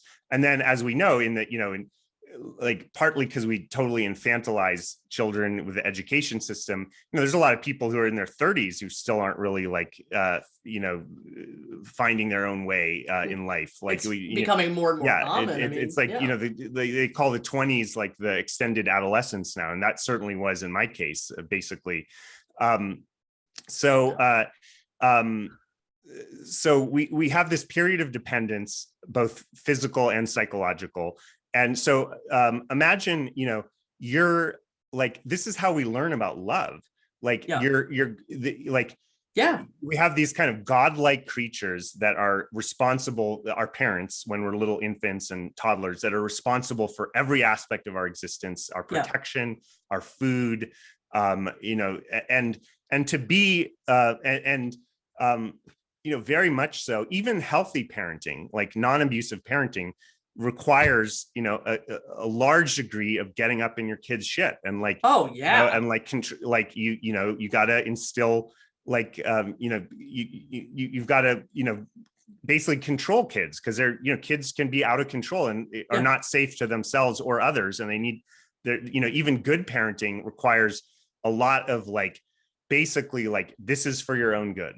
I know you want something else, but I know you want to eat all the fucking candy, but it's not good for you and you can't, and you got to eat your vegetables. And that's even with healthy parenting. And then the vast majority isn't. I mean, how many people do you know who are I'm actually very lucky. I feel like I had not very loving.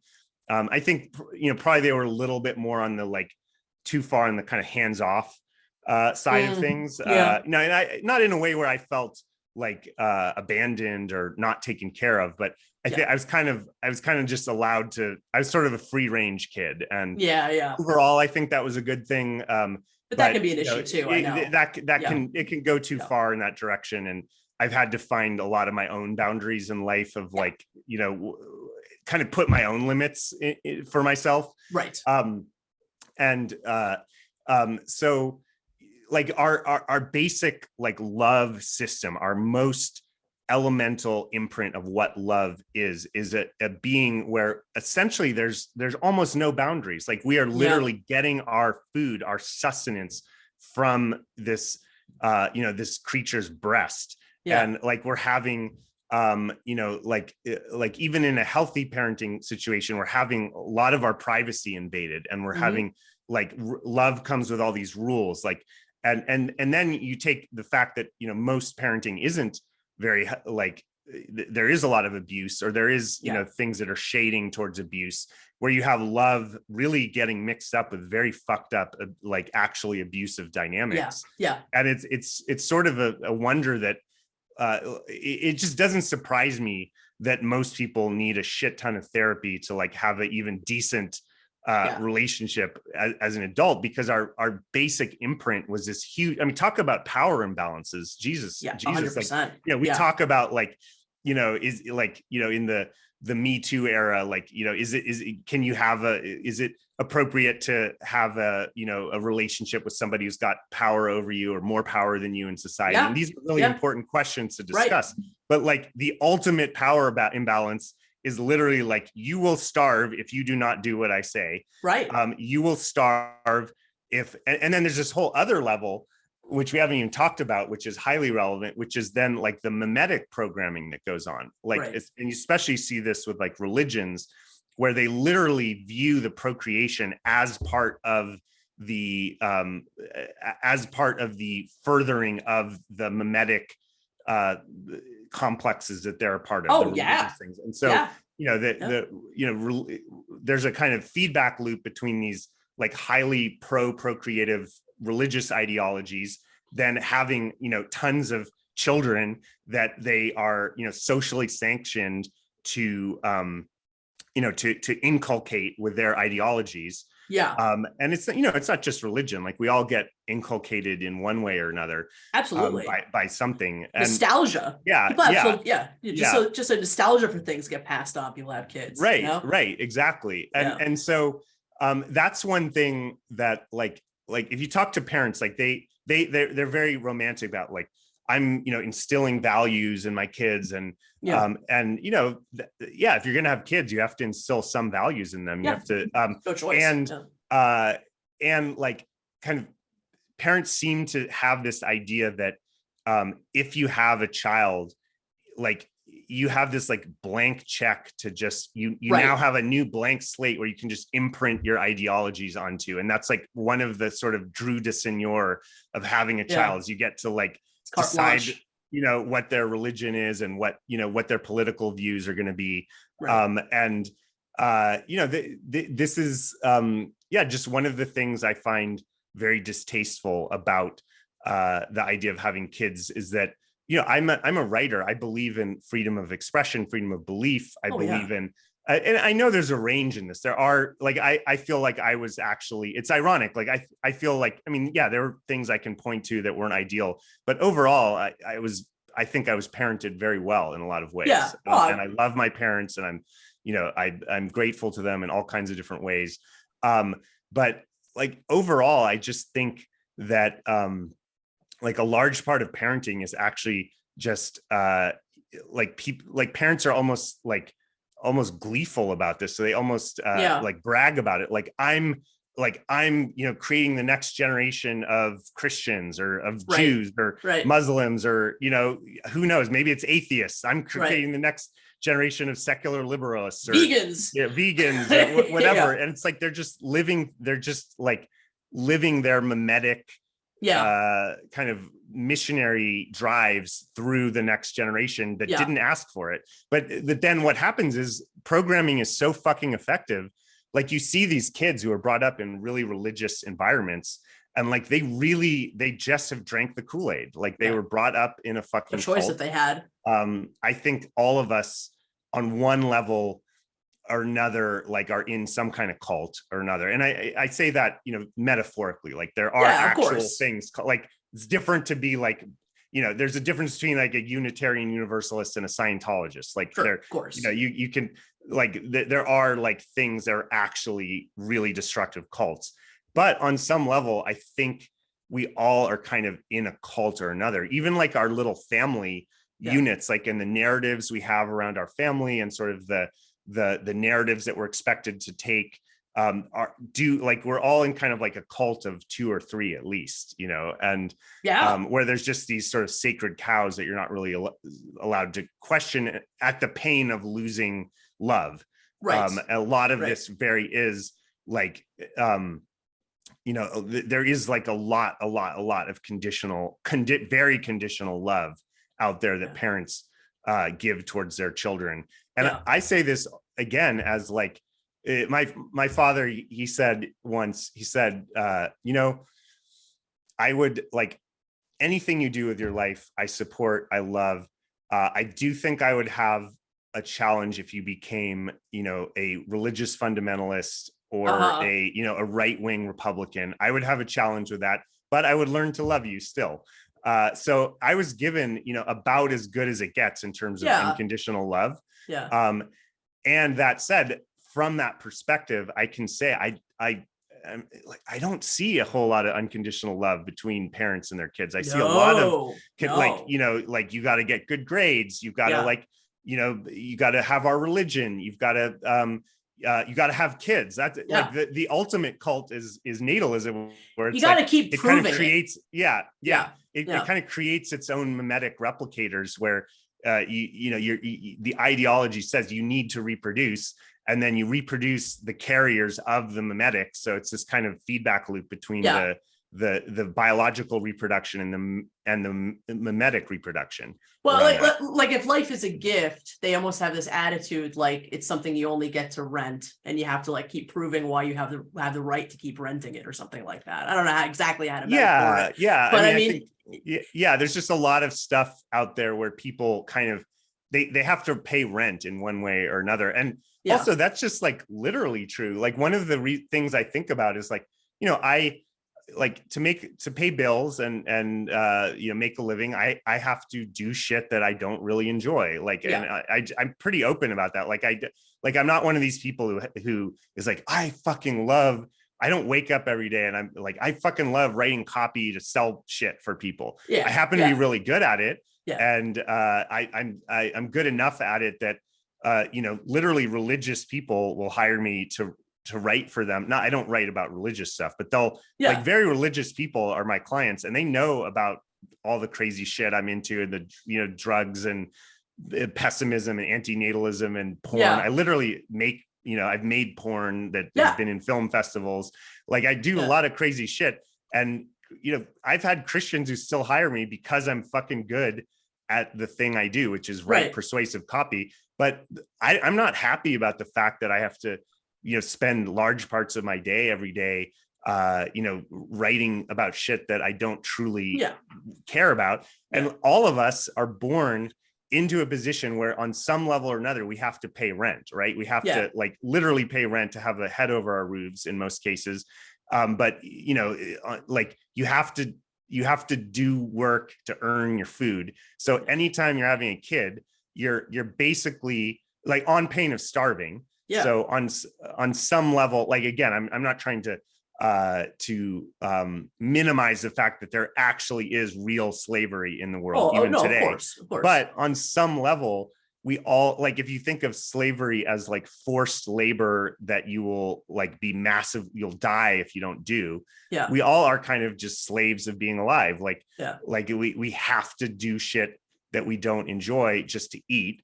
And you know, if you're bringing a kid into the world, all likelihood is that they're gonna spend, you know, most of their waking hours doing shit that they don't enjoy in order to have, you know, food.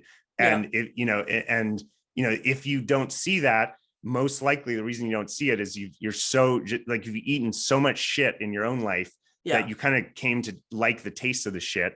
And you're like, oh, well, my kids will like the taste of this shit too. Right. Exactly. Am I too pessimistic here? No, on this show, are you kidding me? No. You're perfectly at home. No, I think it's a relationship that we spend the rest of our lives sort of recovering from, even when it's been the most, you know, even when it's been an incredibly positive thing.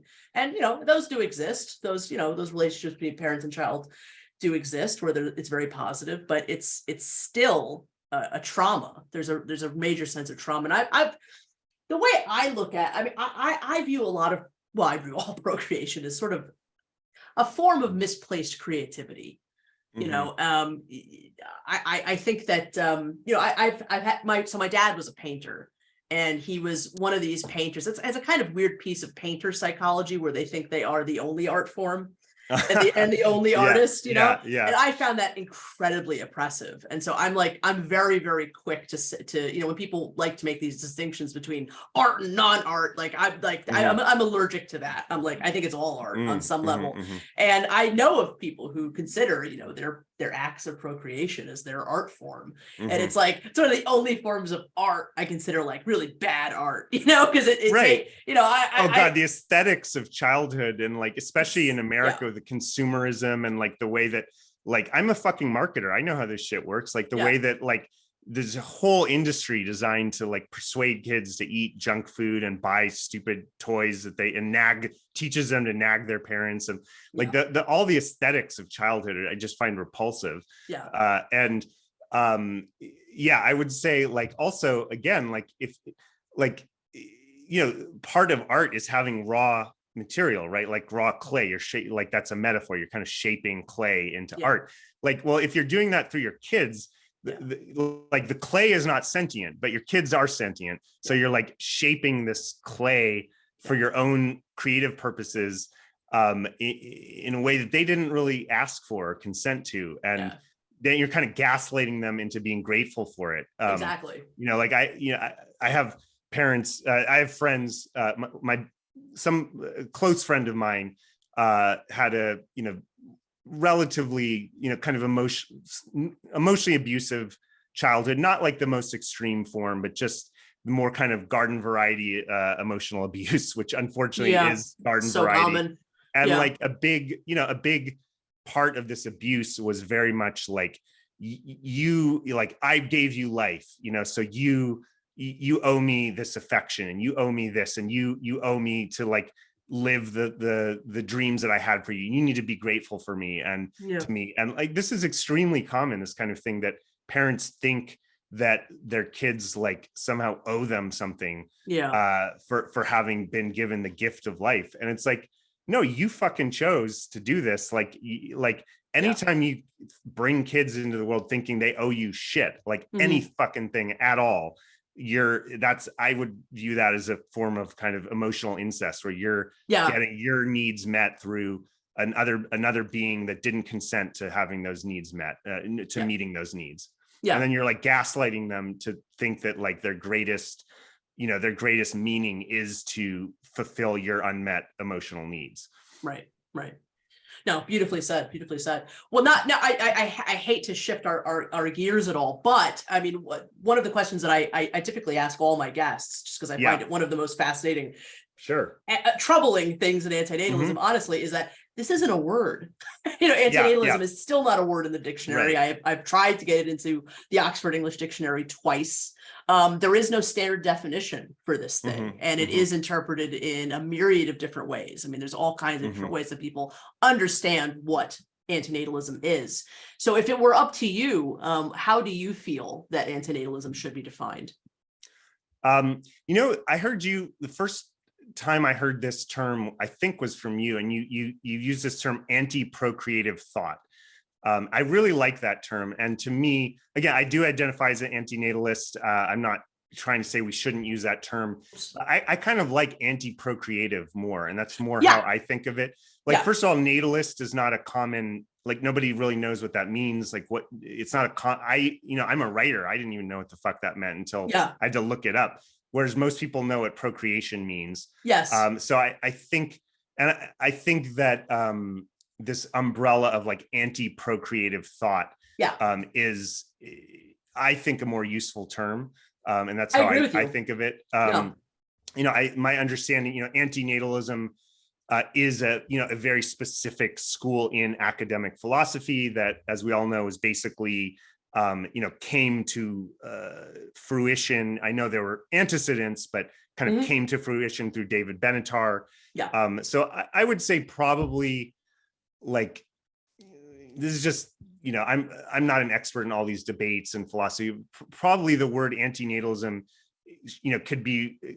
seems to me like it makes most sense in an academic philosophy context, where it's a very specific, academic philosophy that is related to these different debates within academic philosophy. I think for a wider movement, if you're trying to have this be more of a cultural phenomenon or an activist phenomenon, I would say like anti-procreative thought is probably a better framing of it. Yeah, I agree with you. I mean, I think I think it's too late. I will say that. I think the ball on antinatalism has been rolling way too long. It's impossible to get off of that train now. But I think that there is a bit of a missed opportunity to have just called it anti-procreation. And I mean, that term had been coined too, but it had not really ever caught on. But I think that is sort of, that is what I consider the umbrella, for all of these different iterations of the idea. So I agree with you 100%. Going on further towards, the anti-procreative thoughts and all the things that fall under that umbrella. So there are 4, generalized schools of antenatal thought. There's all kinds of little, bits and pieces, other kinds of antinatalism that exist, but the 4 basic versions are antinatalism proper. Then there's vehement, which is the voluntary human extinction movement, child-free, and aphilism. And I was curious if you had any, obviously we've talked a lot about antinatalism, but if you have any thoughts on any of those. Sure. Yeah. Well, first of all, the overall thing I would want to say is one of the things that I find very pessimistic about, or feeds my pessimism about humanity is just how easy we get into infighting. And it's just like the infighting and the factionalism. You know that scene Monty Python's Life of Brian, where they're talking about like the Judean People's Front versus the People's Front of Judea. Like this is just a very human thing that we all do. We form groups, and then we form subgroups, and then we get very self-important about like our group is the most important. And I definitely wouldn't say that I'm immune to this, but it's one of the things I really most dislike about our own species, of which I'm a part. I never try to put myself above any of this stuff. I'm very much a part of it. So I just kind of I laugh to a certain degree when I see it's just so predictable when you get a certain philosophy, but then like somebody is like, well, no, but this one part of it is wrong, so we're going to do this offshoot, and then you have an offshoot from that, and like, so it just becomes so fragmentary.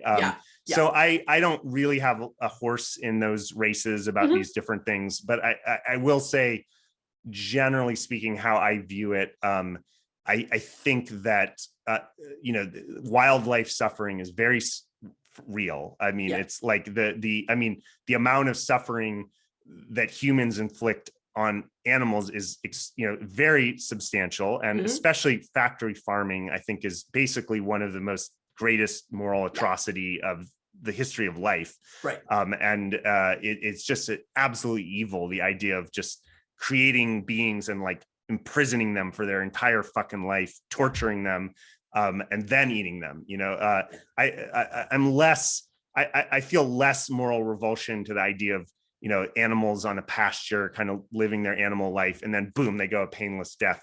I understand why vegans criticize that, because it's still killing, but like the factory farms really are fucking evil. And that said, that's just a drop in the fucking bucket of what happens like in every nature. Day in nature is like, so I think that's when I really started to turn the corner on from misanthropy, which I always was somewhat of a misanthrope from my father's influence, although he wouldn't identify as that term, but I kind of think he's a closet misanthrope. I have some of his, there's if anyone's interested in my outtakes, I with his permission, published a large piece of his that had been unpublished before, where one of the things he talks a lot about is that like, that humane is a really bad word for the thing it's describing. To say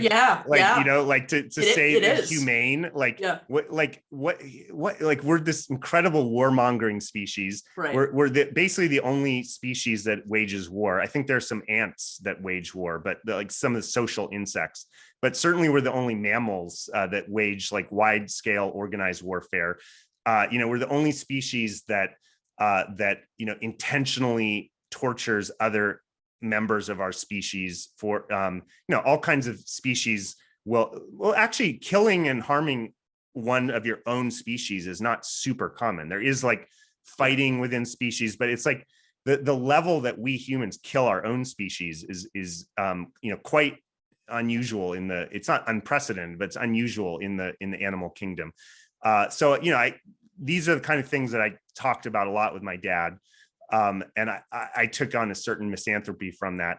But I think my biggest shift was there was a quote, one of the big quotes that I got that influenced me is a quote. I have this in the second chapter of my outtakes from Darwin. And he wrote to a friend in 1860. He was talking about the problem of evil, like how could because Darwin was religious to the end. He actually was a believer, and he was very pained by what he was finding, and it went against his religion. So the big question which I think is probably the biggest question any religious person has to confront is what's called the problem of evil. Like, how would an all-loving God create all this awful shit in the world? The answer is there is no answer to that. It's a knockdown argument against theism. But anyway, so Darwin is grappling with this stuff. So he wrote to a friend, quote, "With respect to the theological view of the question of the origin of life, this is always painful to me. I am bewildered. I had no intention to write atheistically, but I own that I cannot see as plainly as others do, and as I should wish to do, evidence of design and beneficence on all sides of us. There seems to be too much misery in the world. I cannot persuade myself that a beneficent and omnipotent God would have designedly created the ichneumonidae with the express intention of their feeding within the living bodies of caterpillars, or that a cat should play with mice. So I read that quote, and the first thing I did is say, well, what the fuck is an ichneumonidae? Yeah. So I looked it up. So it's a type of wasp. Again, I'm not a biologist, so I'm sure I'm getting some of these details wrong, but it's a type of wasp that lays it's a parasite wasp that lays its eggs inside the living body of a caterpillar. And the eggs get this wonderful meal inside the caterpillar and then sort of crawl their way out, like in that, famous chest burster scene in Aliens. Right. So we don't need to go to other planets to find chest bursters. They're all here. We got the chest bursters here. And now this is something that really blew me away when I started researching this. Again, I'm not an expert. I'm sure a lot of these scientific details I'm getting wrong. But so when we think of the word animal, typically we think of vertebrates, right? So vertebrates are like mammals, fish, reptiles, and birds. That's kind of overall what we think of animals. Like insects also are animals, but we don't necessarily we're not necessarily thinking of like a wasp when we think of animals. We're thinking of like a bear or a fish, or a bird, right? So okay, I didn't know this until I looked it up, so I'm not trying to put you on the spot, but what would be your guess as to how many species of vertebrates there are? Oh, I have no idea. Yes, I didn't know. I don't even know how to make a ballpark I looked it up. Estimation. So it's somewhere around 65,000 species of vertebrates, meaning all the species that we think of as classic animals, birds, fish, cats, deer, mice, lizards, about 65,000, which to me, when I looked it up, that seems kind of small. Like you'd think there would be more. Right. Now, how many species, not individuals, how many species of ichneumonidae wasps are there? Well, I looked it up.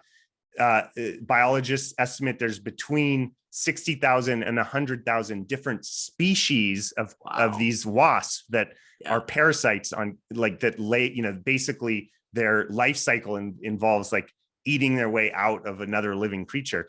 So that means that for every one species of what we consider to be a classic animal, a vertebrate, there's somewhere between 1 and 2 species of fucking parasitoid wasps. Right. So I started looking into this more, and it turns out that like parasitism is not just some kind of fringe activity that happens in life. Like it's actually like a very, very central aspect of life. Absolutely. And estimates, again, I'm sure I'm getting some of this wrong, but it seems that estimates are that somewhere around 50% of species are parasitic, meaning that they get their sustenance from essentially from the insides of other species, which is really, like, if you think about it, a pretty fucking gross thing, right? Like, it's like one of the most gross scenes in the history of movie making is that famous chest burster scene in Aliens, right? And like that is just part of fucking life. Like that is like parasitism. One definition I came across of parasitism, E.O. Wilson, the famous biologist, defined, I may be getting this wrong, but I think it was him, defined parasitism is predation on a less than one victim, something like, I'm getting the quote wrong, but basically a lion is like eating like many gazelles, right? So it's like, that's predation at scale. So a parasite is like, it's not eating all of us. Like we have, it's eating part of us. So it's sort of like predation less than one organism, right? And like, there's actually, this is fucking crazy. There's parasites within parasites within parasites. Oh yeah, I found this like 5 levels down. Like this whole fucking thing is so like, I'm an atheist, so I don't believe there's a creator, but like, if there was a creator, that would be a really fucked up creator that created this shit. Like this is some fucked up shit. And so I would say like I am definitely I do not think that these problems are limited to humans. Like this is limited No. to like the entire, natural order. We are, the apex predator species probably that's ever existed. To my knowledge, I don't think there's a single species that has had as wide a destructive impact on so many different other species. I think maybe the one exception to that might be like very early in the history of life when the bacteria, the blue-green algae came around. And the creation of oxygen killed off a lot of the bacteria that were around before that. But like there wasn't like animals roaming around at that time. We are definitely in the history of life, the most, like by orders of magnitude, most destructive animal towards other animals. Like there's not even a close second there. But yeah, like still like 99.99999% of species that have ever existed, have gone extinct. Mother Nature is like the most genocidal maniac that's ever existed. Is a really, abusive mother. Let's say that. That mildly.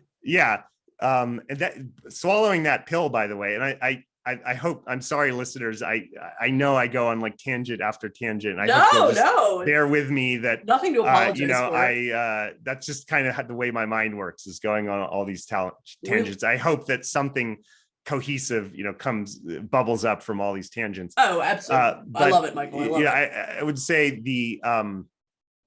that was really the pill I had to swallow to get where I am now, is that I was a very, very passionate environmentalist as a teenager, and got in, through some precocious reading, got into a very specific school of environmentalism called ecofeminism, which kind of ties environmental devastation to patriarchy, and also kind of views like meat eating as part of patriarchy through like the objectification.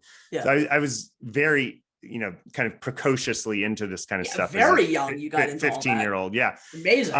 So, but the thing with all that though, and again, I respect people who are in that. I'm not trying to criticize people. I really get where people are coming from, holding these views. But the thing where I now view myself as having been off is that I really like idealize like Mother Nature. There's this like beautiful goddess that's like this benevolent Mother Nature, and then like the evil humans came along to like rape Mother Nature and fuck Mother Nature up. And like, I'm sorry, like the biggest rapist is Mother Nature. Like Mother Nature creates all the species that are being like fucked over in every fucking way. So like I think I had to get over a certain degree this idea that there was like this benevolent goddess, Mother Nature, that humans were fucking up. Like we are part of nature. Like we are, like, I'm a naturalist, which means I don't believe in supernatural entities. Like I think naturalism is in some ways a better term than atheism. I'm also an atheist, but naturally, I don't believe that there are entities that couldn't theoretically be explained through the scientific method, even if we haven't yet done so in many cases.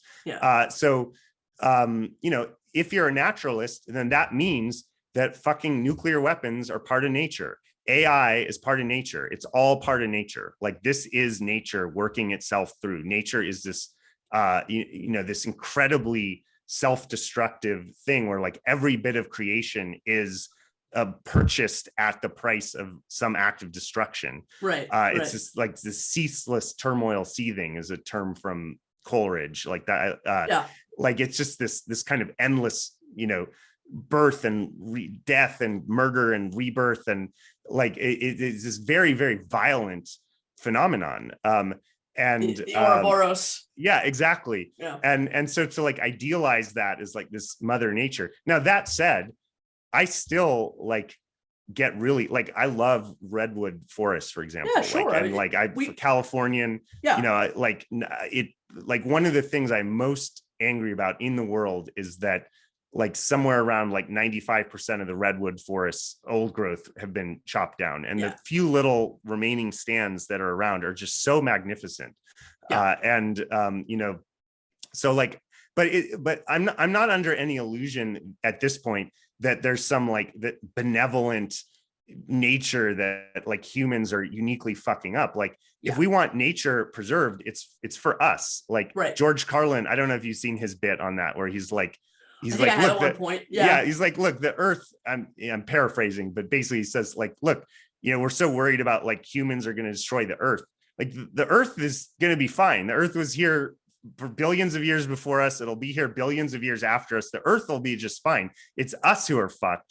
And, if we want to have any, beautiful landscapes or whatever, like we got to check ourselves. But so, I would say like the biggest pill I swallowed around all of that was getting over the idea that there was some like category called nature that was like this benevolent thing. And then like humans are like the despoilers of that. Like, no, nature through and through, like even before life exists, this incredible violent explosions of massive forces that would incinerate us in a second. And that no sentience isn't around at that point, so it's kind of doesn't matter. Nothing was in harm's way. Nothing was in harm's way. But and even for large parts of life, we don't know exactly when sentience arose, but at a certain point sentience arose. And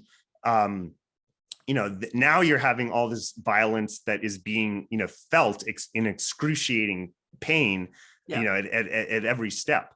That's where my philosophical pessimism comes from. And we talked about this recently. So I coined a term for myself. I came up with it in my mind called biomesia, which is brilliant. Hatred. I define it as antipathy towards the process of life. So I like the word antipathy instead of hatred. Like misa comes from the Greek word hatred. It's like the same root as like misanthropy and all like misogyny, all those terms. But I don't really think of it as hatred. Like I'm not walking around thinking like, fuck, I fucking hate, I fucking hate like you're I fucking hate like it. Darwin, Darwinian evolution. It's not like something I'm thinking about hating. There's a negative diagnosis. I have an antipathy towards it. I just I think that like at its root, like painful struggles for replication are overall negative, even though there are positive things that arise within it. So, and then I also say antipathy towards the process of life, because it's not if you say like I hate life, most people are going to think you're talking about your own life. And again, I actually really like my own life, but I have a antipathy towards the process of life, and I don't wish to continue that. Now, I will say, for fairness sake, once I came with this term for myself, I Googled it, and it turns out that somebody had come up with this word in a Reddit dialogue. Someone asked, "Hey, is there a term for like a hater of life?" And similar to like the term analogous to the term misanthropy, but towards all of life. And someone suggested biomesia. I don't think they were actually advocating this as like a philosophy. Doesn't sound like it. I can't take credit for having been the first person to actually think of that term. But I think I will say I'm probably the first person to like to have this like philosophy and called biomesia and hold the philosophy. And I will say also, just to give credit, like I think basically it's not that different from Effelism. 100%. So I'm not trying to say I like came up with some totally new way of thinking, but to me, I relate to the term biomesia a little bit more than Effelism. Again, not to criticize Effel. I think Effelism is fucking awesome and I love it. But just for me, it kind of makes it a little bit more clear what, for me, the underlying dynamics are, is this sort of like just this antipathy towards the process of life itself.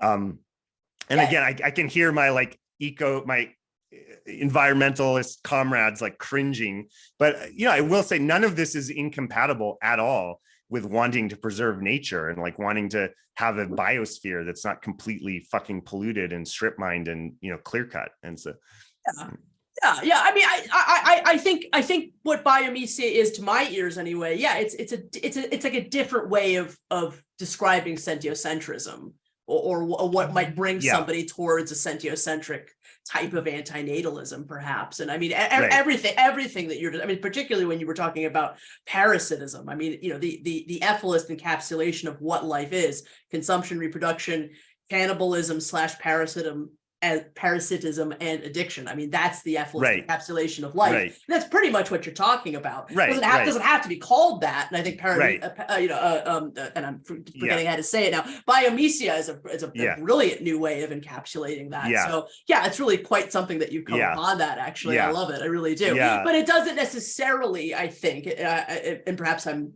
wrong, but that doesn't necessarily, like, somebody could be a biomesian Yeah. and still be- biomesic. Yeah. or be a biomesic and Yeah. still come to more of a vehement perspective where, like, we should be preserving at least wildlife, like Right. human beings Right, can go right, extinct. You Right. know, whereas the ethicist would say, no, all life should go extinct, and we should be working towards that. Perhaps somebody of a biomesical or something. Right, I'm not right, trying right. to, you know, Yeah. persuasion would yeah. say, like, we don't have to go that far, but there's at least that criticism of the natural order of things, you know, that we're Right. clear right. about. Yeah. Right. So, okay, I have a lot of things to say, and this is probably the thing I'll say that may ruffle the most feathers with some of your audience. First of all, I want to say I really respect activism, right? So people like that, I see those pictures of people going out with like the "don't have kids" signs. I'm like, wow, Stop those having people kids. have some serious fucking, you know, guts. Like, and I have mad respect for that. So none of this is to criticize or try to dissuade or discourage anybody at all. Yeah. That said, you know, my orientation, generally speaking, is like philosophical pessimism. I think this is just a fact that this shit exists. Mhm. You know, like that there's how many fucking like exoplanets, like, you know, planets that are sort of in the same position towards their stars that could potentially harbor life. I don't know how many there are, but billions or trillions or whatever. I'm not you know, I'm not an astronomer or but you know, there's you know, the cosmos is a vast place, and I think one would have it's very low chance that we're the only place in the entire cosmos where sentience has arisen, and where Darwinian dynamics are playing out. So like even if in the sort of like, you know, total like, you know, fantasy that we could just end like all of this suffering and, you know, just one, you know, press the red button, boom, painless, you know, nobody even knew it happened. It's just boom, it's done. But we could talk about that too, by the way. I still don't think I still don't think I could bring myself to press that red button, even though I see that there's reasons for it. That's gonna be my next question, actually.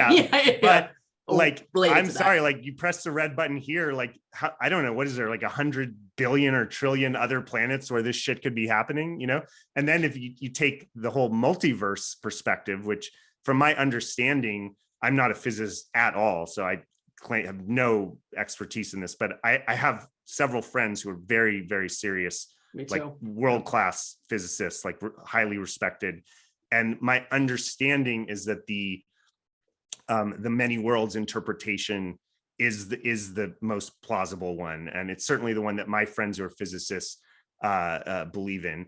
And if that is the case, I don't even begin to understand it, but something along the lines of like everything that could possibly happen by the laws of nature that's not you know, ruled out by the laws of nature, like has happened or will happen or is happening somewhere in the multiverse. Like just thinking about that is utterly mind-boggling and kind of in just completely terrifying to me. Depressing as hell. So this is my, like, there's a certain, I think my main orientation is like a gallows humor. Like we're in the fucking gallows. We're born into gallows. And like the thing we can do here while we're here, the main thing we can do is we can laugh about it a bit. We can be compassionate to other people. We can try to relieve suffering where we can and when we can, and be kind, and you know, bide our time till we're out, and then, you know, the next generation will come along and do the same. And it's you know, very I definitely have a kind of tragic comic view of the whole thing. So I personally I do think where you can really, like, where every individual can make a really big difference is whether you inflict consciousness on another being. Like every one of us has that choice. And therefore, if we influence people, I think we can influence, have some influence in I've influenced a few people to not have kids. And usually I do that when they're already kind of 3/4 of the way there. And I feel like I feel pretty confident that they know this is the right choice for them, but they're still just caught up in a bunch of pro kid propaganda. And I'll just lay it down and be like, look, you're getting all this propaganda from the other side. Let me give you some of my propaganda. Right. So I think there's there's several kids who exist because of me, because I've been a matchmaker, and I can't control whether the people I introduce have kids or not. But I've counterbalanced that. Sorry, no offense to my friends' kids. I've counterbalanced that. I'm sure they're wonderful kids. I counterbalanced that with I've influenced several people to not have kids. So that's one being that isn't going to have 20 years of therapy to get over right shit of being a human. I've just for me it all kind of comes down to I've really felt life to be a struggle on some level, and I say that with I am the least struggling person out there. I'm not trying to brag or whatever, but it's more just a test case. Sure. I have had so on the scheme of things, so little fucking external struggle. I've never wondered where my food is coming from. I've never been beaten. I've none of this shit. Right. And then, take on all the privileges, I'm white, male, cisgender, heterosexual, all these things, incredible privilege. And yet still, even with all that, I have found life to be a struggle, finding out what the fuck is my career? How do I earn money? How do I, just my mental health issues have been probably the main struggle. Then just getting my head out of my ass around sex and romance and just even trying to have, I feel like I'm finally in a healthy relationship now at 45. And I say that not at all to criticize it. Most of the unhealthy parts of the relationship in the past came from me. I'm not trying to be a victim about that, and still love and friends with most of my exes. But I really think it's taken me about 45 years to actually learn how to have a healthy relationship. So I just don't. I've viewed it as a struggle, and I still kind of view it. It's a fun struggle. I enjoy it at times. I'm enjoying this call right now. Yeah, absolutely. I really enjoy, writing, figuring this shit out and writing it. But I read somewhere, I think maybe it was Nietzsche or someone saying the measure of your life is would you live it again? And to be honest, my answer is no. And it's not because I feel like I've had such a terrible life. I really haven't. As lives go, I've had about as good as a life as can be. And it just has felt this kind of it feels exhausting. It's it's exhausting. It's just managing all the shit all the time. It just feels exhausting. And I don't think at this point I would want to go through that again. It's sock and buskin. It's the agony of the ecstasy. I mean, I'm not signing up for that if I've got the choice to do so. I mean, even at its best. Right. It comes with a lot of shit attached to it. Right. And so to go back, to one thread, I'm sorry, those listening. I know I'm not at all. Within tangent. You just no worries, that's Michael. How my mind works. So to go to the point about the activism, the different schools of antinatalism, I mad respect to activists, never would want to try to discourage someone on that. And it's not how I relate to it. It's just it's not, I'm a writer. I think that the way I can support these ideas is, by expressing what I believe to be true. And I think the people who my main goal is I'm writing the book I wish I had when I was 15, when I was really first grappling with these really, dark, deep questions about why is the world so fucked up? And what can I do? And so with all that said, like, I'm not a nihilist. I'm not a No. nihilist. I have a lot of meaning in my life. I believe that you can have, I don't believe there's an overarching cosmic meaning to life, but I absolutely believe you can have localized meaning that is really meaningful, that really animates you, and that makes the sufferings of our lives less bad because we are able to put them in the context of a narrative that makes sense to us. Yeah. So I do think that, there are ways we can try to improve things, and we can try to reduce suffering and have an impact. And overall, in the grand fucking scheme of things, like, this is this massive outplaying of forces that are way beyond us, that, have, like, just none of us really know what the fuck is going on with, like, okay, the Big Bang. Well, what the fuck happened before the Big Bang? None of us, I'm not a theist, but, like, there's just, like, a lot of shit we don't really understand about, like, where we came from. And, like, these forces are so massive and so beyond, like, our little kind of sphere of influence that, it's a paradox. Like, I do believe we can be effective. I do believe we can change things. I do believe we can improve things. I believe we should, and we should. And it part of it, not just for the sake of others, but also for our own mental health, of, like, trying to feel like we're, impacting the world in some way. And, I hold two things to be true, all of that. And on some level, there's a certain futility to it all. Like, it's all going to be for naught on some level or another. One of the things I ask most of my guests, and I'm really interested to hear your answer about, is, how do you feel that antinatalism intersects, if at all, with other social and ethical issues such as atheism, the right to die, and veganism? Do you think there's a connection between those three?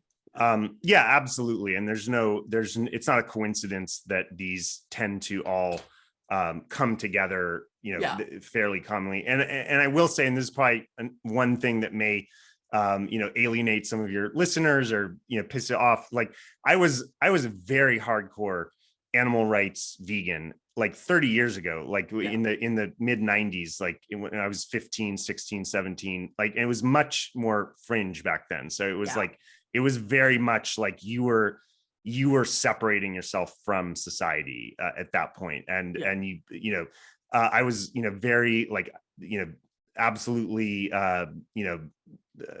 like, and I was actually was very deep into a subset of that, which was called, like, feminist vegetarianism. It's a whole story. How did a 15-year-old guy get into that? It's a whole story, which very rare. Talk about in Joyful Pessimism and part of the memoir.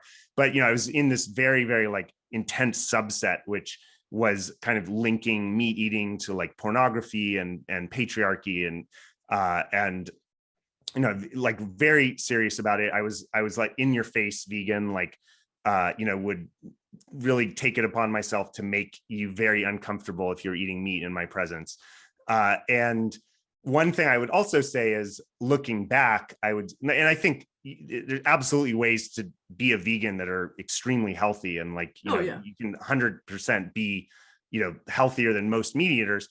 Looking back, I definitely wasn't one of those healthy vegans. I was what I would call, like, a junk food vegan, looking back, where, because it was purely for ethical reasons for me. So I didn't put any thought into, like, how can I do this in a nutritious way? So I was just eating, tons of, like, pasta and bread and, like, like tofu ice cream and, vegan cookies. And so I was very unhealthy in that way. And again, I'm not saying that's inherent to veganism, but it's a way that I played out at that time. So that said, as my, bipolar issues played out over my 20s and 30s, there's many different things. It got pretty serious at times, like, suicidally depressed. And actually some people may not realize about bipolar, it used to be called manic depression. Like, the manias can actually be more destructive than the depression. Absolutely. Because, like, when you're depressed, you're just, like, under your covers. You're not really like, unless you kill yourself, like, not too much is going to happen. You're just going to stick in under your covers. Like, it sucks for you, but it doesn't, do much else in the world. Like, when you're manic, man, like it's some, like, it could be very socially destructive. Like, I've spent years like cleaning up messes that I made and like apologizing to people for ways I acted when I was manic and like, just like a lot of things could have fucking crashed and burned. Yeah. So, these are very serious mental issues I was dealing with. I've done a whole bunch of things to try to stabilize myself. All kinds of lifestyle things, exercise, sleep cycles we talked about, finding the right medication, all types of things. One of the things I found that was really crucial for me, I'm not saying this is true for everyone, but for me, was a very, very low carb diet. And I just found it very challenging to do that as a vegan. I did start, again, I think factory farming is evil. I think there is some moral distinction between factory farming versus, pasture raised animals. I know a lot of vegans would disagree with that. But at any rate, I did decide that I needed to have some meat in my diet to just not be eating so many carbs. And I did notice, like I've split test this many times back and forth. I noticed that I did better when I was just eating a very low carb diet. And I found it difficult to do that as a vegan. So again, I'm sure there's now listeners who like hate my guts, and I'm not trying to defend it in any fucking way, because I remember when I was a vegan and you'd always hear like, oh, well, like you have to eat meat for your health. And like, no, in most cases, that's just not true. And plenty of people can be very healthy as vegans. I've dealt with this fucking shit so long that I just was grasping at whatever would give me like a little bit of stability.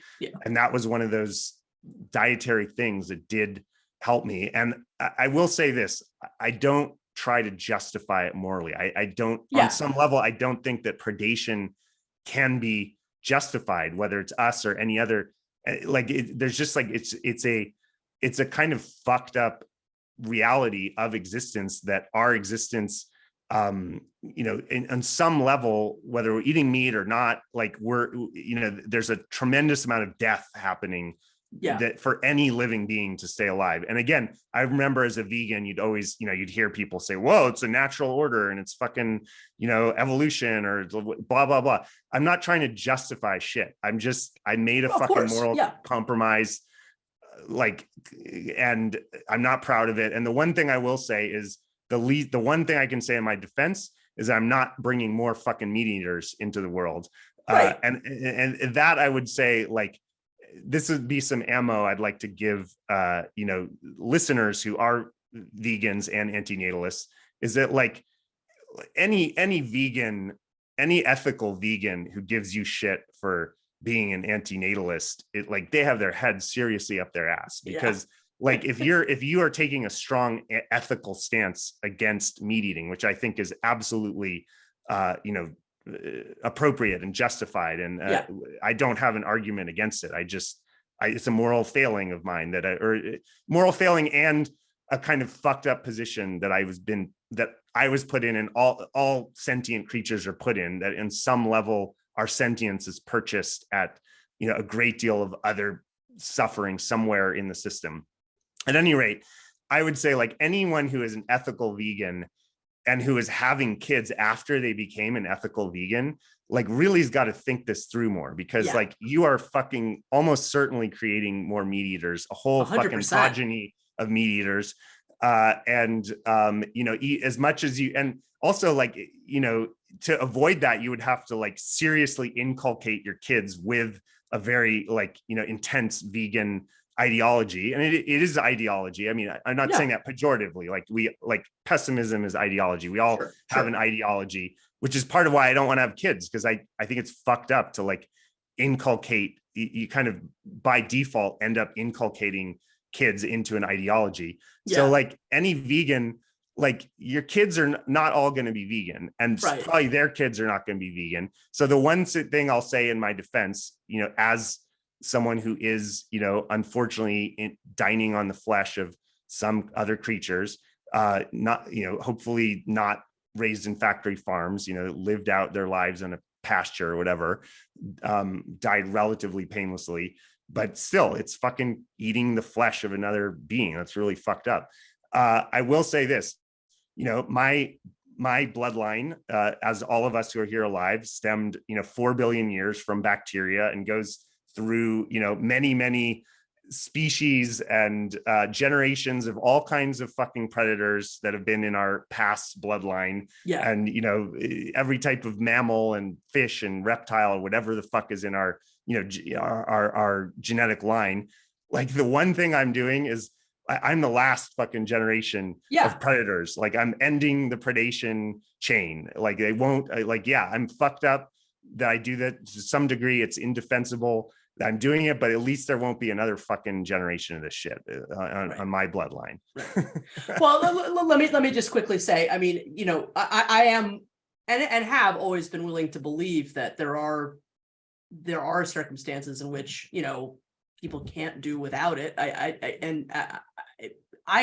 have always been of the belief that it is more important what comes out of people's mouths than what goes into it, which I've said to you before.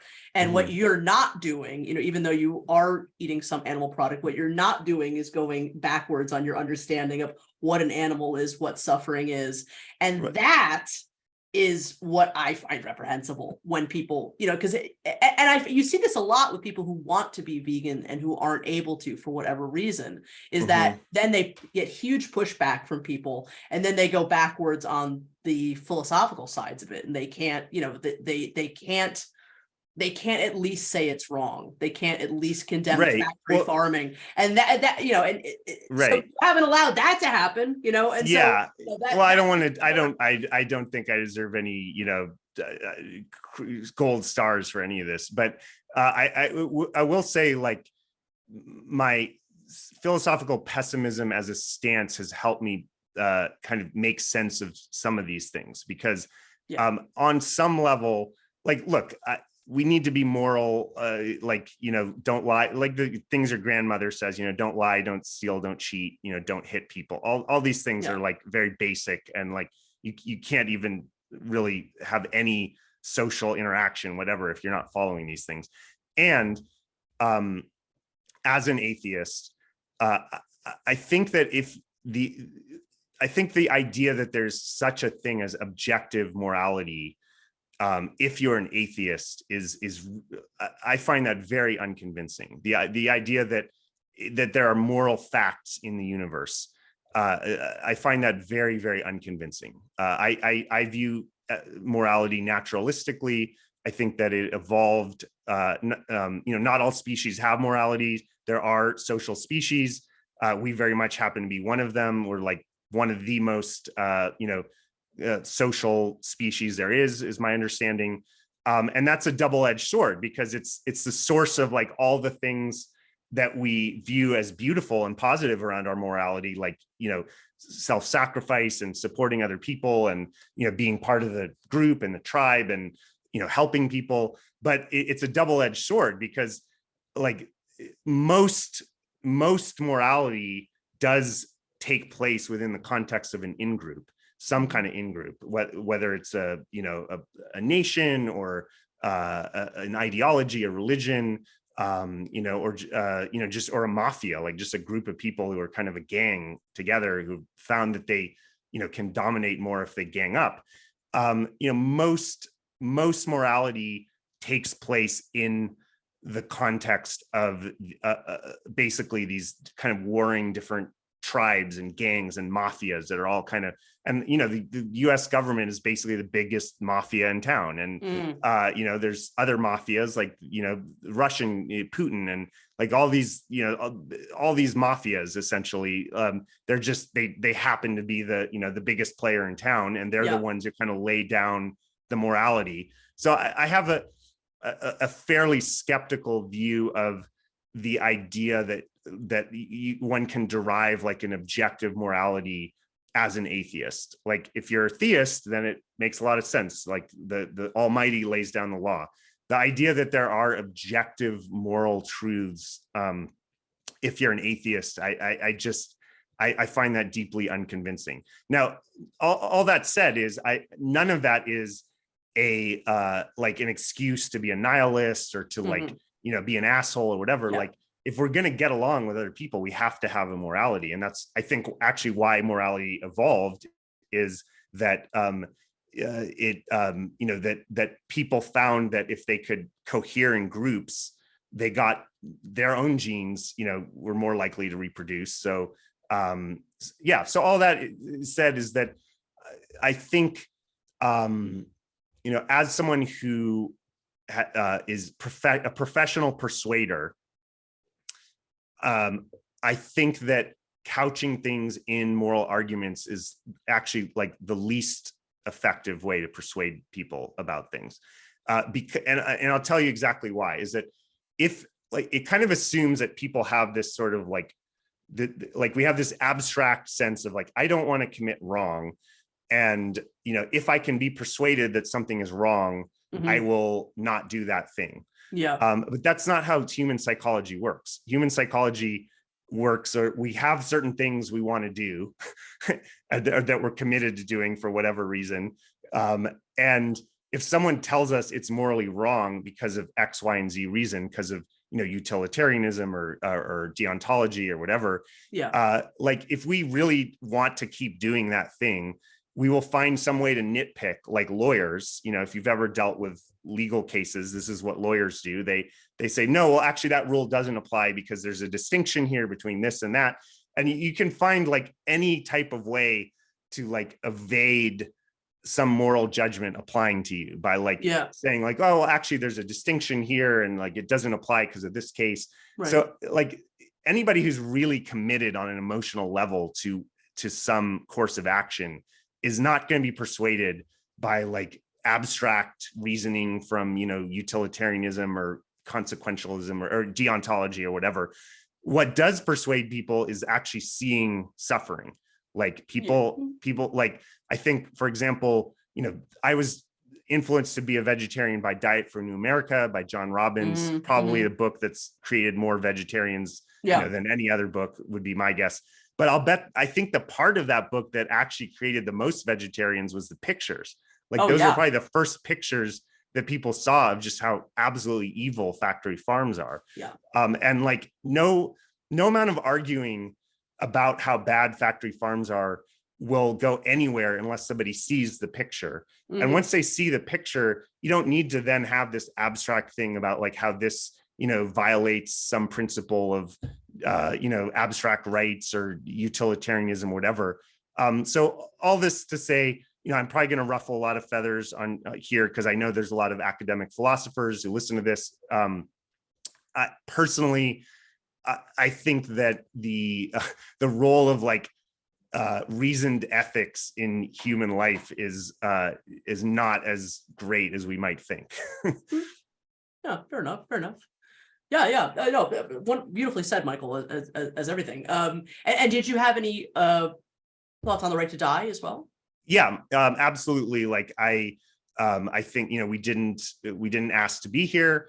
The most basic right we should have. I mean, if you have any concept whatsoever of people have bodily integrity and some control over their own lives, the most basic aspect of that is, do I want to be here or not? And given that none of us asked to be here, I think everybody should have that option. Now, that said, there's a lot of policy complications here. Is it the kind of thing where are they going to sell phenobarbital at 7-Eleven? How does this play out? Right. I know that we can do it better than we do it now. Yeah. I don't know what the particulars would look like. Right. I do think that there should, to me, it's and this isn't a reasoned ethical position or something, but it's just more of an intuition. There's something sad to me if someone does it really impulsively. I think that it's a very serious decision. Obviously, it's a permanent decision. It's also something that will cause, tremendous pain to other people. So if we care about hurting other people, it's definitely something you got to weigh in the mix. And, I don't shame people. If people have really weighed these things through and they're I got to be out of here. I respect that. I don't think it should be an impulsive decision. So I think if we're going to legalize it or destigmatize it, decriminalize it, there should be some mechanism by which there's a waiting period or something. I don't know how that would work, but some way to just not encourage people to just impulsively do this, because it's a big fucking decision. Yeah, it gets really, really tricky, because on one hand, I want total access to it. On the other hand, the problem is the safety nets that you create. How do you do that without creating a coercion to keep people here and force people into therapy and force people to get better and force people, there's no doubt that it's incredibly complicated. For me, the main piece of control that I'd want to see is access to it when you need it and when you want it, but that doesn't put the power to end other people's lives in your hands, at the same time. I mean, if you could just go and get it at a Walgreens or something like that, are you going to use it on yourself, or is that, are you buying a deadly weapon that's going to hurt somebody else? I mean, so long as you can keep it to just, to your own choice, making a choice about your own life. That's the piece of control over it that I think is of the most importance. But I will say, I think these questions are about to get like much more real. Like I hope so. I hope the response of the, legalized, I hope we liberalize around this. And unfortunately, I think we're going to have much more reason for people wanting to seek this out. I do too. I think, with all the things, especially like the AI stuff, and I'm not an expert in this at all. So I know people who are experts who have a range of opinions on this. But my just gut sense, and I write about this in Joyful Pessimism, like, when I first played around with GPT-3, I had the same experience I think a lot of people had of like, holy shit, this is really impressive. And like, it's like, I'm a writer, right? So I can really tell like, what's the quality of this writing. I would say that just out of the gate, it's writing, better than, most college students. Like, there are definitely college students that could beat it, but like, you're just average kind of run of the mill, B college student, like it's already beating them, that freaks me out as a writer. Oh yeah. I can still beat Chat GPT-3 or whatever, like quite well as a writer, but like that's number 3. What about number 4? What about number 5? I do know some experts who tell me that the model that's based on will not actually get us to great writing. It'll get us to like good writing, but it's kind of it's just like it's basically just the lowest common denominator, whatever the fuck is fed into it, right? So most writing sucks. So it's just synthesizing most sucky writing. It's not going to produce, Shakespeare times 10, from that. That said, it just like, there's some eerie thing you get as a writer, like playing with this and seeing that it's doing your thing like pretty fucking well. And it's just out of the gate. And like, how these things work. They get, they progress really rapidly. It's exponential because the progress creates more progress on it. It's just easy to imagine that these things will eventually make, writers obsolete. I think there's already like low-level copywriters are already out of a job like today. I think copywriters, I've been at it for, 20 years. I think I still have a job for several years, but in my fiction that I include, in that, it's a whole other story. I'm kind of interweaving this dystopian fiction into my memoir. I'm labeling, this is fiction, this is memoir, but they kind of play off each other. So this dystopian fiction takes place in a 2040 where there's been an AI takeover, and the main issue is in this dystopia is not so much like Terminator or like AI is like killing us with robots and shit. It's just like there's no jobs left. Making like us obsolete. Like they're trading with each other. Like they're like all the economic activity is happening amongst themselves, and like humans are kind of left for the scraps. And so I'm imagining this future, and the thought that came to me is like, I think like the last people who are going to have jobs through all this are going to be in-person sex workers. Like they're the hardest thing to replace. Like that in-person kind of physical intimacy, touch. Like me, I live in my head. It's very easy to replace. I'm seeing how easy that is to replace. But the people who provide physical touch and like nurturance are probably going to be the last ones to lose their jobs. So I played out this kind of dystopian future, which of course I hope doesn't come to pass, but it's kind of what I think is most likely, something along these lines, where like people are just out of work and they're kind of like at the end of their ropes. And the fiction, it's called Ishtar's Angel, takes place in a brothel. It's called an end of life brothel, where it's kind of like 2-in-1. Like you assisted suicide plus you get your final sexual fantasy fulfilled. And then go out with a bang, like pun intended.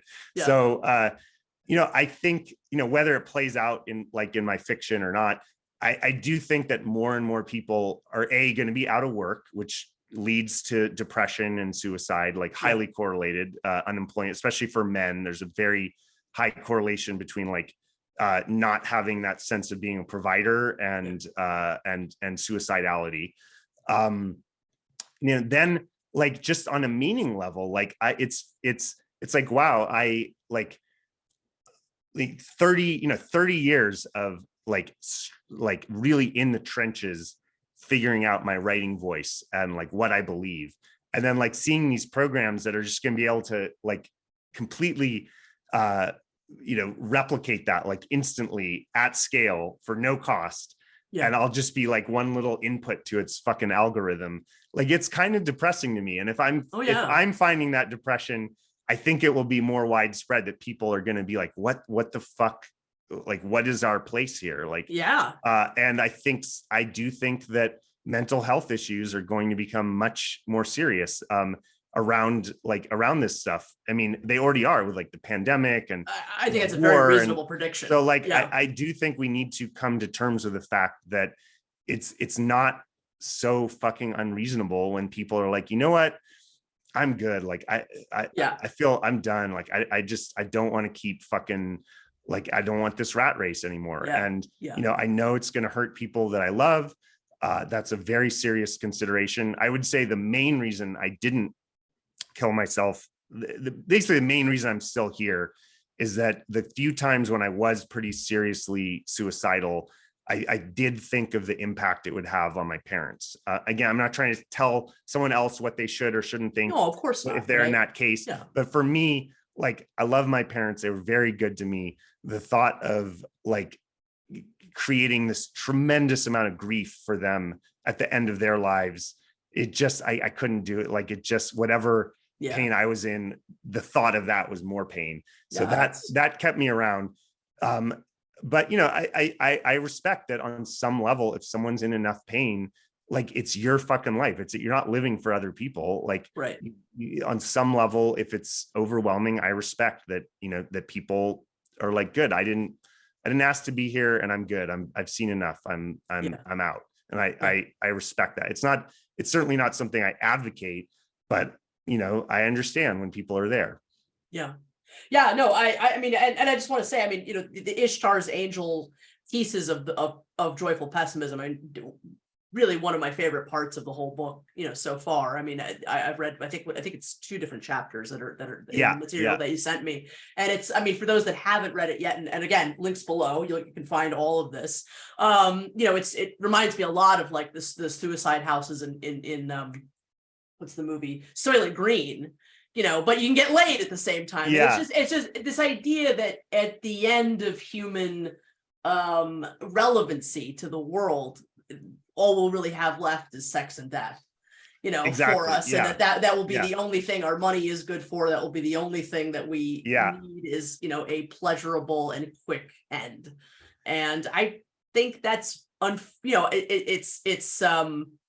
it's very sad, but at the same time, I mean, a piece of me hopes for better for this, the part of me that still loves this species, and that part does exist to some extent. Yeah, no, me too. Like, I'm a complex, paradoxical creature. Like, I I call myself a loving misanthrope. You know, like I hate humans, but I love humans. Like it's just like I don't want to see humans suffer.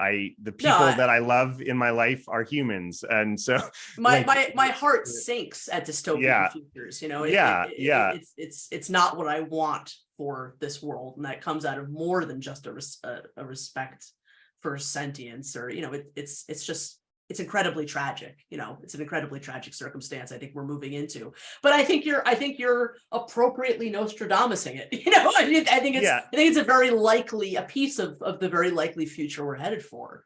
So there are frightening parts of the book, but I think they're quite realistic. Yeah. I just want to read one. Yes, please. One little fragment that'll be in the outtakes here. Okay. So basically, I'm talking about a lot of the things we've talked about now, and basically, you know, how this we humans, like historically, at least, like the Western philosophical tradition has, you know, really made a strong distinction between like mind and body. You know, mind, you know, humans are the province of the mind, animals are the body, and then there's, you know, it's intersected with like racism and sexism and like, you know, kind of this Western imperialism where the Western male mind is like supposed to be the most rational, and all, you know, that whole ideological complex.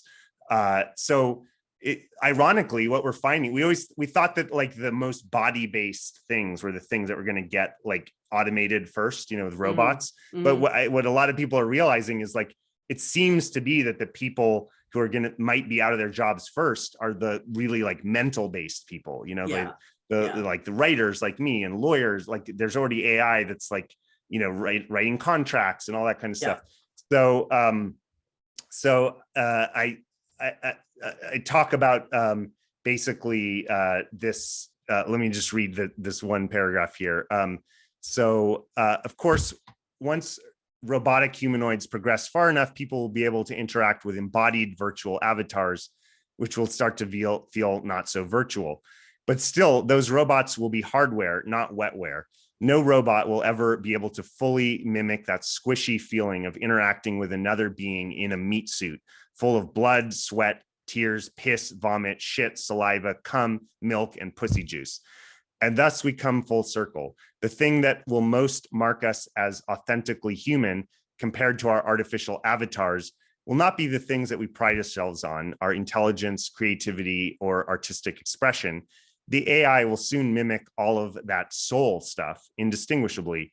Rather, the thing that will mark us as most authentically human will be our bodily earthly functions, the part of us we most share in common with, quote, lower animals, and thus the part of us we find most humiliating. Our humiliation will preserve our humanity. Beautiful. I love that. And that's from the outtakes, right? That's in the outtakes. Yeah, that'll be in the outtakes. Yeah. All right. Well, wonderful. Well, Michael, you know, we've talked about so much already today. We've covered so much ground. This has been absolutely incredible. But, you know, in sort of the last part of our conversation today, I really want to talk more about your upcoming book, Joyful Pessimism, a memoir of sex, mental illness, and philosophy. So I have seen a bit of the, you know, progression of this project. You know, as I said at the beginning of our interview, when we first started talking, you know, you had a couple of chapters of an early version of this up on your blog, which were fantastic, and they were very different, you know, than what the project has become now. So I'd love to hear about how, you know, first off, how this began, you know, what those earlier iterations of the project were, why they changed, you know, because I think that's a very interesting subject as well, and just what is, you know, Joyful Pessimism now, what, you know, and again, make sure everybody, you know, read along, you know, go check it out. Yeah. Thank you. Yeah. So my original concept around this, what I think I'd mentioned was a book about misanthropy, philosophical misanthropy, as a philosophical position, rather than, I don't walk around being like, I fucking hate humans. Like I have a lot of great friends. I love my friends. Like I mostly like the humans around me, but it's a philosophical dislike, you know, as I mentioned, I kind of, at a certain point, I bit the bullet and was like, oh, it's not just humans. Like this is endemic throughout Darwinian life. And that's when, I adopted philosophical pessimism. I still have a soft spot for, it's kind of familiarity breeds contempt. Like I said, I still dislike the human species. It's like an extra contempt, but wasps aren't so great either, nor are sharks, nor, nor are frankly cats, cats like beasts. They're monsters. I love them, but it's so symbolic. Like cats are like, if you think of like, what is the embodiment that we think of as like everything wonderful in life, right? It's like furry kittens, right? Well, furry kittens are about to be like really fucking nasty to a bunch of mice, and mice are very sentient, creatures. So anyways, so I broadened it to philosophical pessimism, and the readers who see the outtakes now, some readers may actually prefer the outtakes to the intakes, because the outtakes are more, I was writing like very much in a philosophical mode, or trying to kind of explain this philosophy of joyful pessimism and situate it in a historical context with Schopenhauer and all these things. So I went very deeply into that. I find that writing really funny. It was like, it's very dark humor. Yeah, it is. I don't think everyone would find it funny. And so what I was finding though is, I'm a writer. I want people to read what I'm writing. I don't want to write in an echo chamber. I don't need to be famous. I don't care if I have some huge fucking audience, but I do want there to be a give and take with an audience. And I do want, the people who are meant to read my stuff, I want them to read it. What I was finding is a lot of people were having trouble with just how fucking dark the pessimism stuff was going. Even though I found it kind of enlivening and funny, most people, like my best friend, who is very sympathetic to a lot of what I write about, but she got quite depressed reading it, and I took that as a, I had to kind of talk her out of the depression, but I took that as a sign, like, oh shit, if my best friend is having this response, and I actually put a kind of like a mental health disclaimer. I noticed that. So anyways, I kind of realized that the abstract philosophizing, people were, it just wasn't like people weren't relating to it. Like the people who weren't already interested in it weren't relating to it. So I decided, you know what, I want to, people will listen to anything if it's in a story. So I want to ground this material in the actual story of what was going on through my development that had me come to this particular philosophy and worldview. And it had to do a lot with, as the subtitle says, sex, mental illness, and philosophy. Right. And so it's a memoir of, that whole stew of things. And I will say, and I think this is probably the last topic we want to get on, and it's one we both wanted to talk about. The thing that really most allowed me to do this writing that I'm doing now was my last romantic relationship. It was 6 months from 2021, it was a challenging relationship for both of us. It didn't end well, and that said, I'm very grateful for this person. I'll call her Onyx, and I wouldn't be writing this book without her, and I will always be grateful for that, because she was the first person that I was with who, first of all, who really owned, I don't fucking want kids. So, and she had never heard of anti-natalism, but she just temperamentally, it wasn't just oh, I don't think I it was no, fuck this shit. She was a misanthrope. She definitely was a misanthrope. She was a atheist, non-theistic Satanist, very goth, heavily tattooed. I have a soft spot for heavily tattooed goths. Me too. And she this was the first time because my previous two relationships, and goddess bless them, they really this was so not their philosophy. They were both very optimistic. I used to be in this world of like personal growth and spirituality and optimism, and that was my world, and I believed in that stuff. And so like when you're in that world, that's kind of like your dating pool as well, as like people who share your viewpoints and go to the same events and those kind of things. So it's not surprising that my two main relationships were with very optimistic people, and bless them. This is not in the slightest to criticize them at all, but I think they found this side of me, like they didn't really know what to do with it. And they weren't critical of it.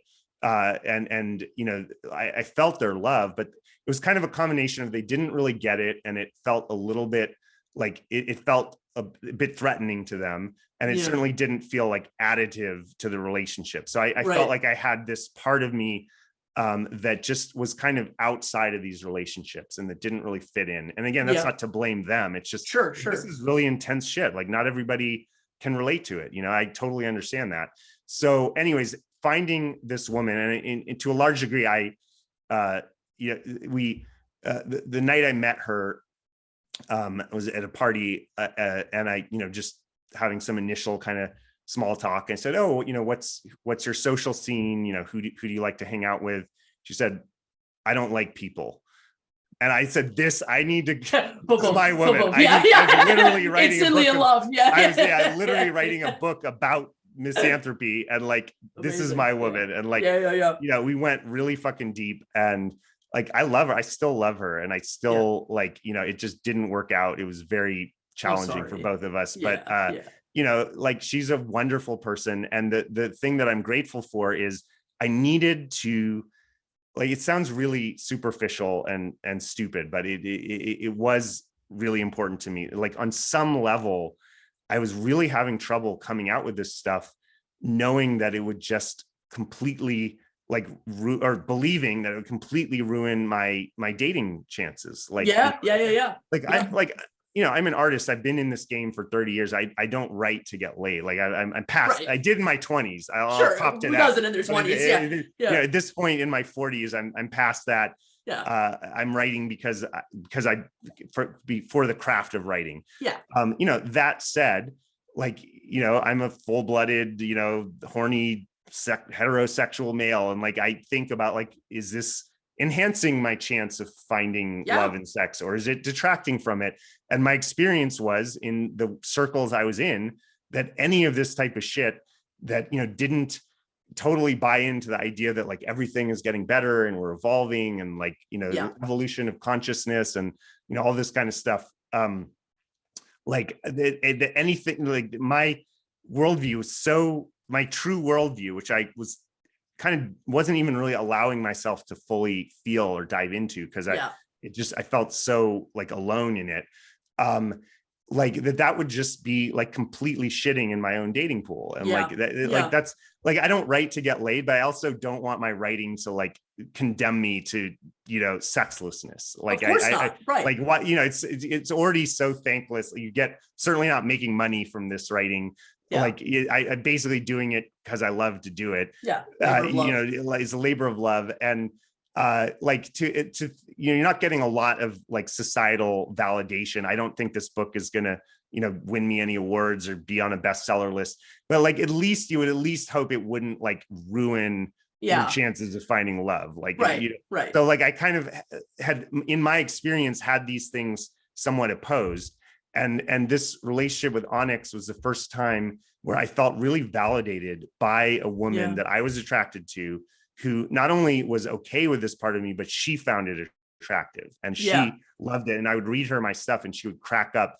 And it was like the first time I was like, oh, wow, I can be myself and I can find love. I can be myself and I can be attractive to the gender that I want to find me attractive. And I'm not just condemning myself to like never getting a date again. And I know it sounds so superficial, but it's not like, though. It's not, because, and I'm sorry to interrupt you, but I just really want to say this. I mean, so Sarah Perry, who's this author, wrote a book called Every Cradle is a Grave. She talks a lot about how one of the reasons why pessimism or an idea like antinatalism has such trouble getting off the ground is because all of the fear involved in social consequences, that the social cost of having these ideas is tremendous, and that there's an incredible amount of fear, attached to what you're going to lose. Is it going to affect your love life? Is it going to affect your career, your friendships, your relationships with your family and everything? And I think that terror is where most antinatalists are. And a huge piece of why antinatalism has trouble moving forward, even though it's gone leaps and bounds over the last 10 years. I mean, believe me, when I first started, it was like 5 of us on YouTube. You know what I mean? Now you got 170,000, on Reddit and stuff and blah, blah, blah. But I'm just saying, well, first off, I'm just so happy for you, because I'm glad that you've not only come to that place in your life where you know that you can have the life that you want, in terms of a relationship, as sexually, and also having arrived at like the art you want to make. I mean, those are like as far as having to be here on planet Earth, that like those are like 2 of the things that like being an artist and being a human, like a place you most want to get to. It's like knowing that you can get love in this world, and knowing that you can make the art that you want to make. Right. And so that's, again, I'm really, really happy for you that you've arrived at that place. Thank you. A piece of actualization that most don't find. Yeah. Yeah. Thank you. Yeah. And I would say on that topic, if I had like one piece of advice, let's say, to give myself when I was like, in my early 20s, let's say, trying to figure this stuff out, and, very, very neurotic relationship to sex and to women. And, I write about this extensively, and like, just, a lot of like trying to prove myself, and like trying to, figure out like what the fuck is attractive, and, a lot of envy towards men who I perceive to have it, have more success in this realm than me, like just an intense bucket of neurosis around this shit. Which is great, of course, is great material for writing and memoir, but it wasn't very fun to live through. So if I were giving myself advice, or someone in that position, the thing I would say is, like, if you're gonna go do something, just go all the way through it. Go all the fucking way through it. See it to the bottom, see it to the other side.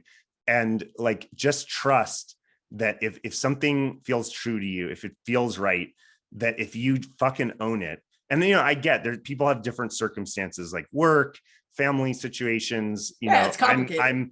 I'm have a lot of levels of privilege that make it easier for me to be open about this stuff. It's specifically also just, like being a freelancer, self-employed, like I don't have a boss who's going to fire me over this shit. My family is fairly sympathetic, so there's a lot of things out there that make it easier for me to just really own it and be open. But I would just say, like, to whatever degree you can, that's appropriate in your circumstances, like just owning it and not being ashamed of it, and being true to yourself, like that is actually the best litmus test for like whoever is, like, be yourself, and then whoever is still there when you're self, those are the people you're meant to be around. Absolutely. And I think that what I found is that both my art got better, and like I was just able to find like matches that made more sense, like matched with who I am. Like once I just kind of de-shamed this part of myself and was just like, this is who I am, and I'm proud of it. And I want somebody to find this attractive in me because it's a part of me. And fortunately, I think there's enough other people out there. Like what I found with Onyx, and again, even though that relationship didn't work out, it was the first time I was like, oh, I'm not alone. Like there's somebody else out there, including someone who I find very attractive, who is not just not repulsed by this part of me, but who is attracted to this part of me. Because it's beautiful. Like it's beautiful to grapple with the deepest questions of existence and beautiful. To find your way through it and kind of come to some kind of integration that's workable. Not be destroyed by it. That, and still like, okay, you don't want to keep the merry-go-round going one more round, but at least while you're on the merry-go-round, you can find some beauty in it. And one of the beautiful things you can find is, finding an appropriate partner or partners, or whatever configuration that, that really sees this part of you and values you for it.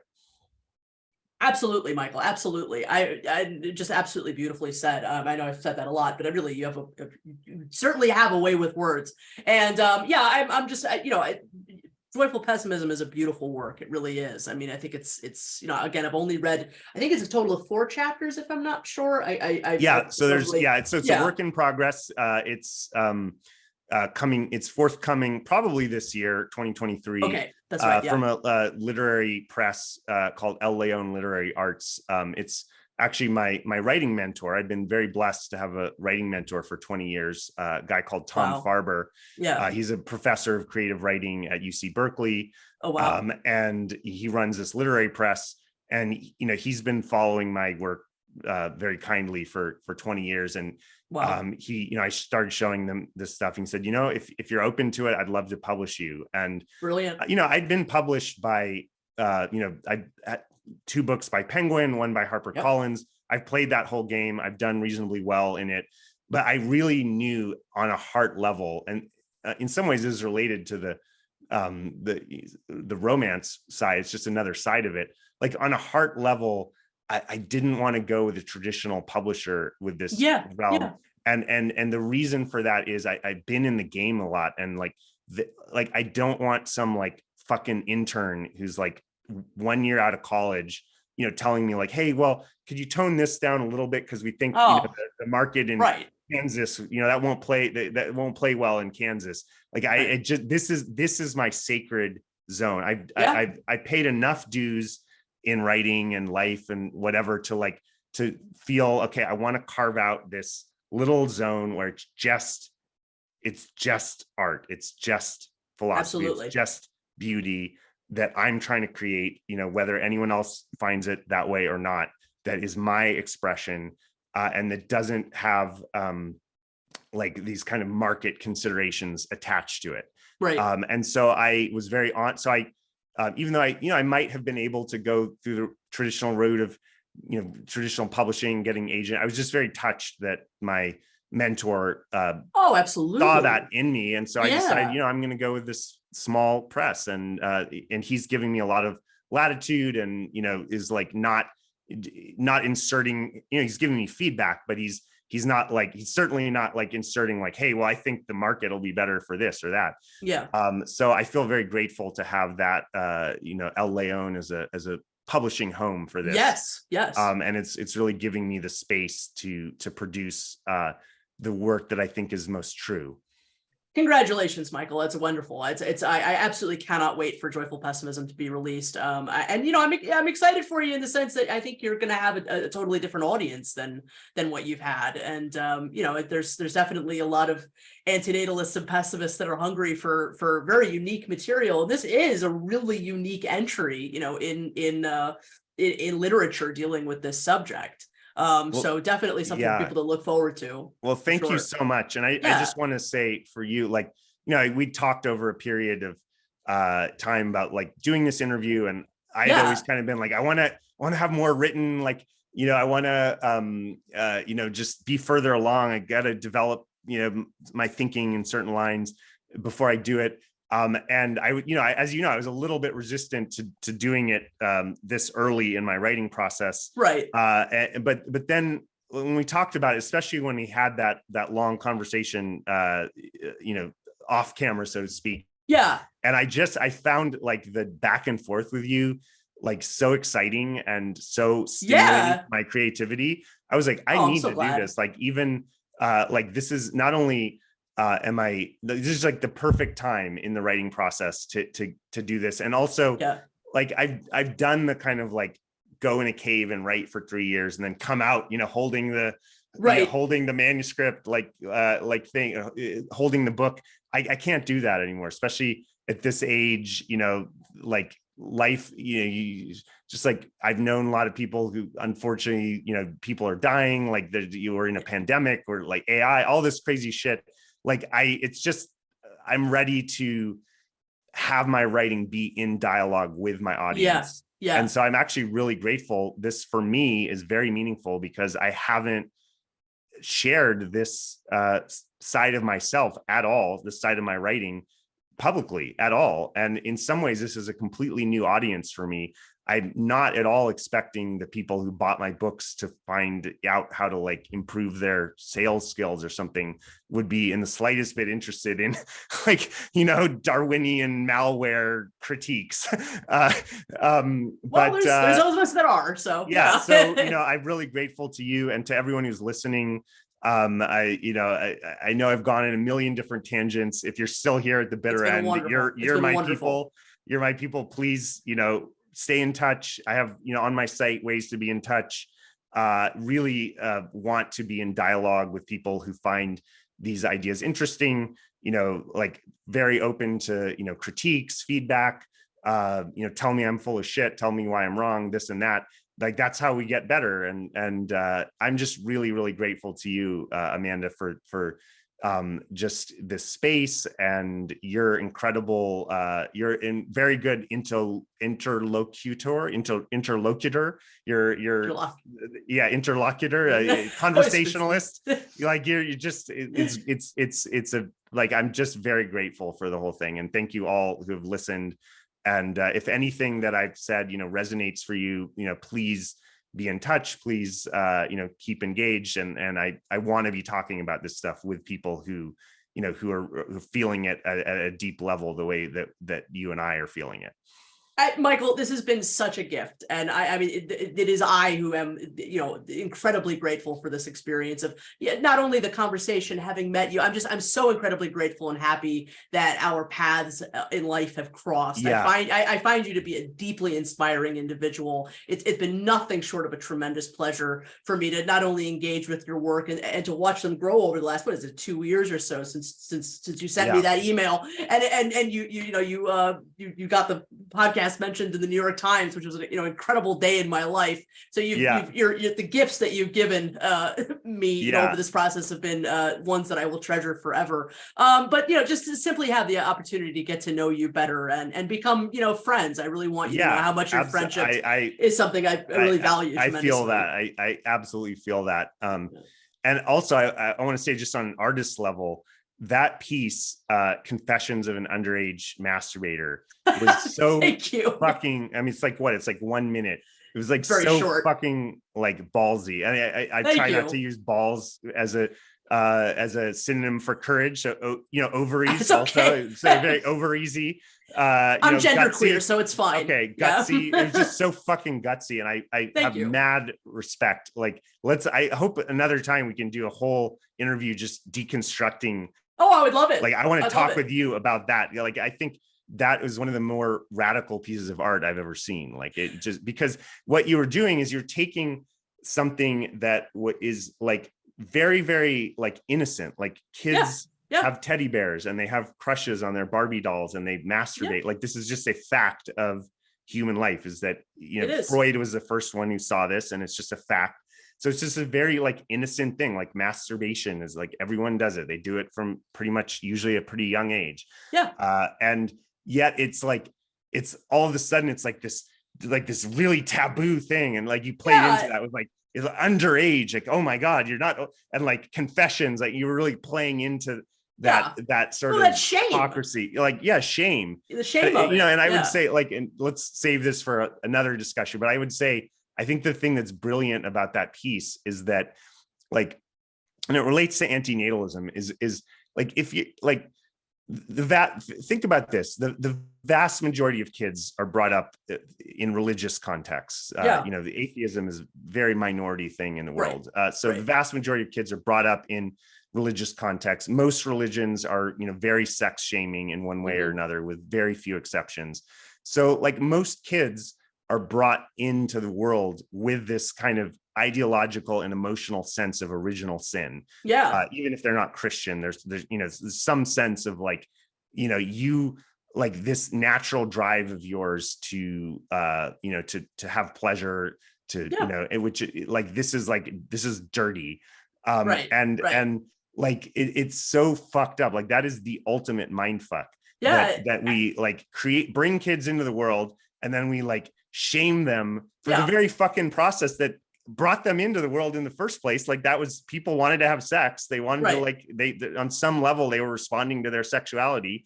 And then they like bring these beings into being, and then they get super fucking weird about the fact that the same creature, like where the fuck do you think your sex drive came from? You think it just appeared when you were 18? Right. Like, you know, like, so this piece was just getting into the depths of that and like fucking with people's perception. Cause even me, I was kind of looking at it, I was like, oh my God, like this, you know, this, I'm watching this like baby, like hump a, you know, bear. And, it's kind of edgy, but then it makes you think like, well, why is it so fucking edgy? Like this is like a very, very basic, innocent fact of human life. And yet we, the adults, are the ones who like freak the fuck out about it. So anyways, we could have a whole discussion about that, but I want to say, I love it. Let's do it. Really respect you as an artist. And that piece just blew me away. And, you know, the fact that it was censored is a whole other topic that, you know, we can get into, but much more to be discussed, and just really appreciating you and looking forward to, you know, keeping the dialogue and the friendship going for a long time. 100%, Michael. You have my every piece of admiration for your artwork and who you are and the journey that you've taken and the struggles that you've had. And I've made some incredibly great friends through this podcast, and I really do consider you one of them. And so just thank you so much, Michael, for all that you've done, and thank you for being my guest today on the Exploring Antinatalism podcast. This will be the first, and I have no doubt, if so long as you're willing, I'd love to have you back anytime. Come back as many times, and maybe I'll do. I don't really have a podcast. Maybe sometime I want to interview you and like. Sure, I'd love it. My audience, and all right, thank you so much. Thank you, Michael. Okay. All right, take good care. Okay. Bye. Please follow Michael Ellsberg by checking out his blog, ellsberg.com, and read all of the material from his upcoming book, Joyful Pessimism, that can be found there. You can also find a link below to his stand-up comedy performance, Freudian Kink. Buy Michael's older books from Amazon, follow him on Twitter, and explore all the other awesome links to his various projects below. Thank you for listening to the Exploring Antinatalism Podcast. Please follow the podcast on Facebook, Twitter, Instagram, and YouTube. Exploring Antinatalism can also be heard on Google Podcasts, Apple Podcasts, Buzzsprout, Stitcher, SoundCloud, Amazon.com, and so many other platforms. You can email me at exploringantinatalism@gmail.com. Website designed by Visions Noirs. Please follow him at www.bionoir.com and follow him on Instagram. Logo art by Life Sucks. Please subscribe to him on YouTube and check out his shop on Etsy at www.etsy.com/shop/lifesuckspublishing. Music by Mati Hairi. You can hear the whole song, Life is a Sexually Transmitted Disease with a Mortality Rate of 100%, by following the link in the description, and make sure to also read his academic paper which inspired the song, If You Must Give Them a Gift, Then Give Them the Gift of Non-Existence, in the Cambridge Quarterly of Healthcare Ethics on cambridge.org. Links below. All the best, and bye for now. Life is no thrill compared to nil. Life is no thrill. It's worse than nil. So draw the right conclusion. Let them be still.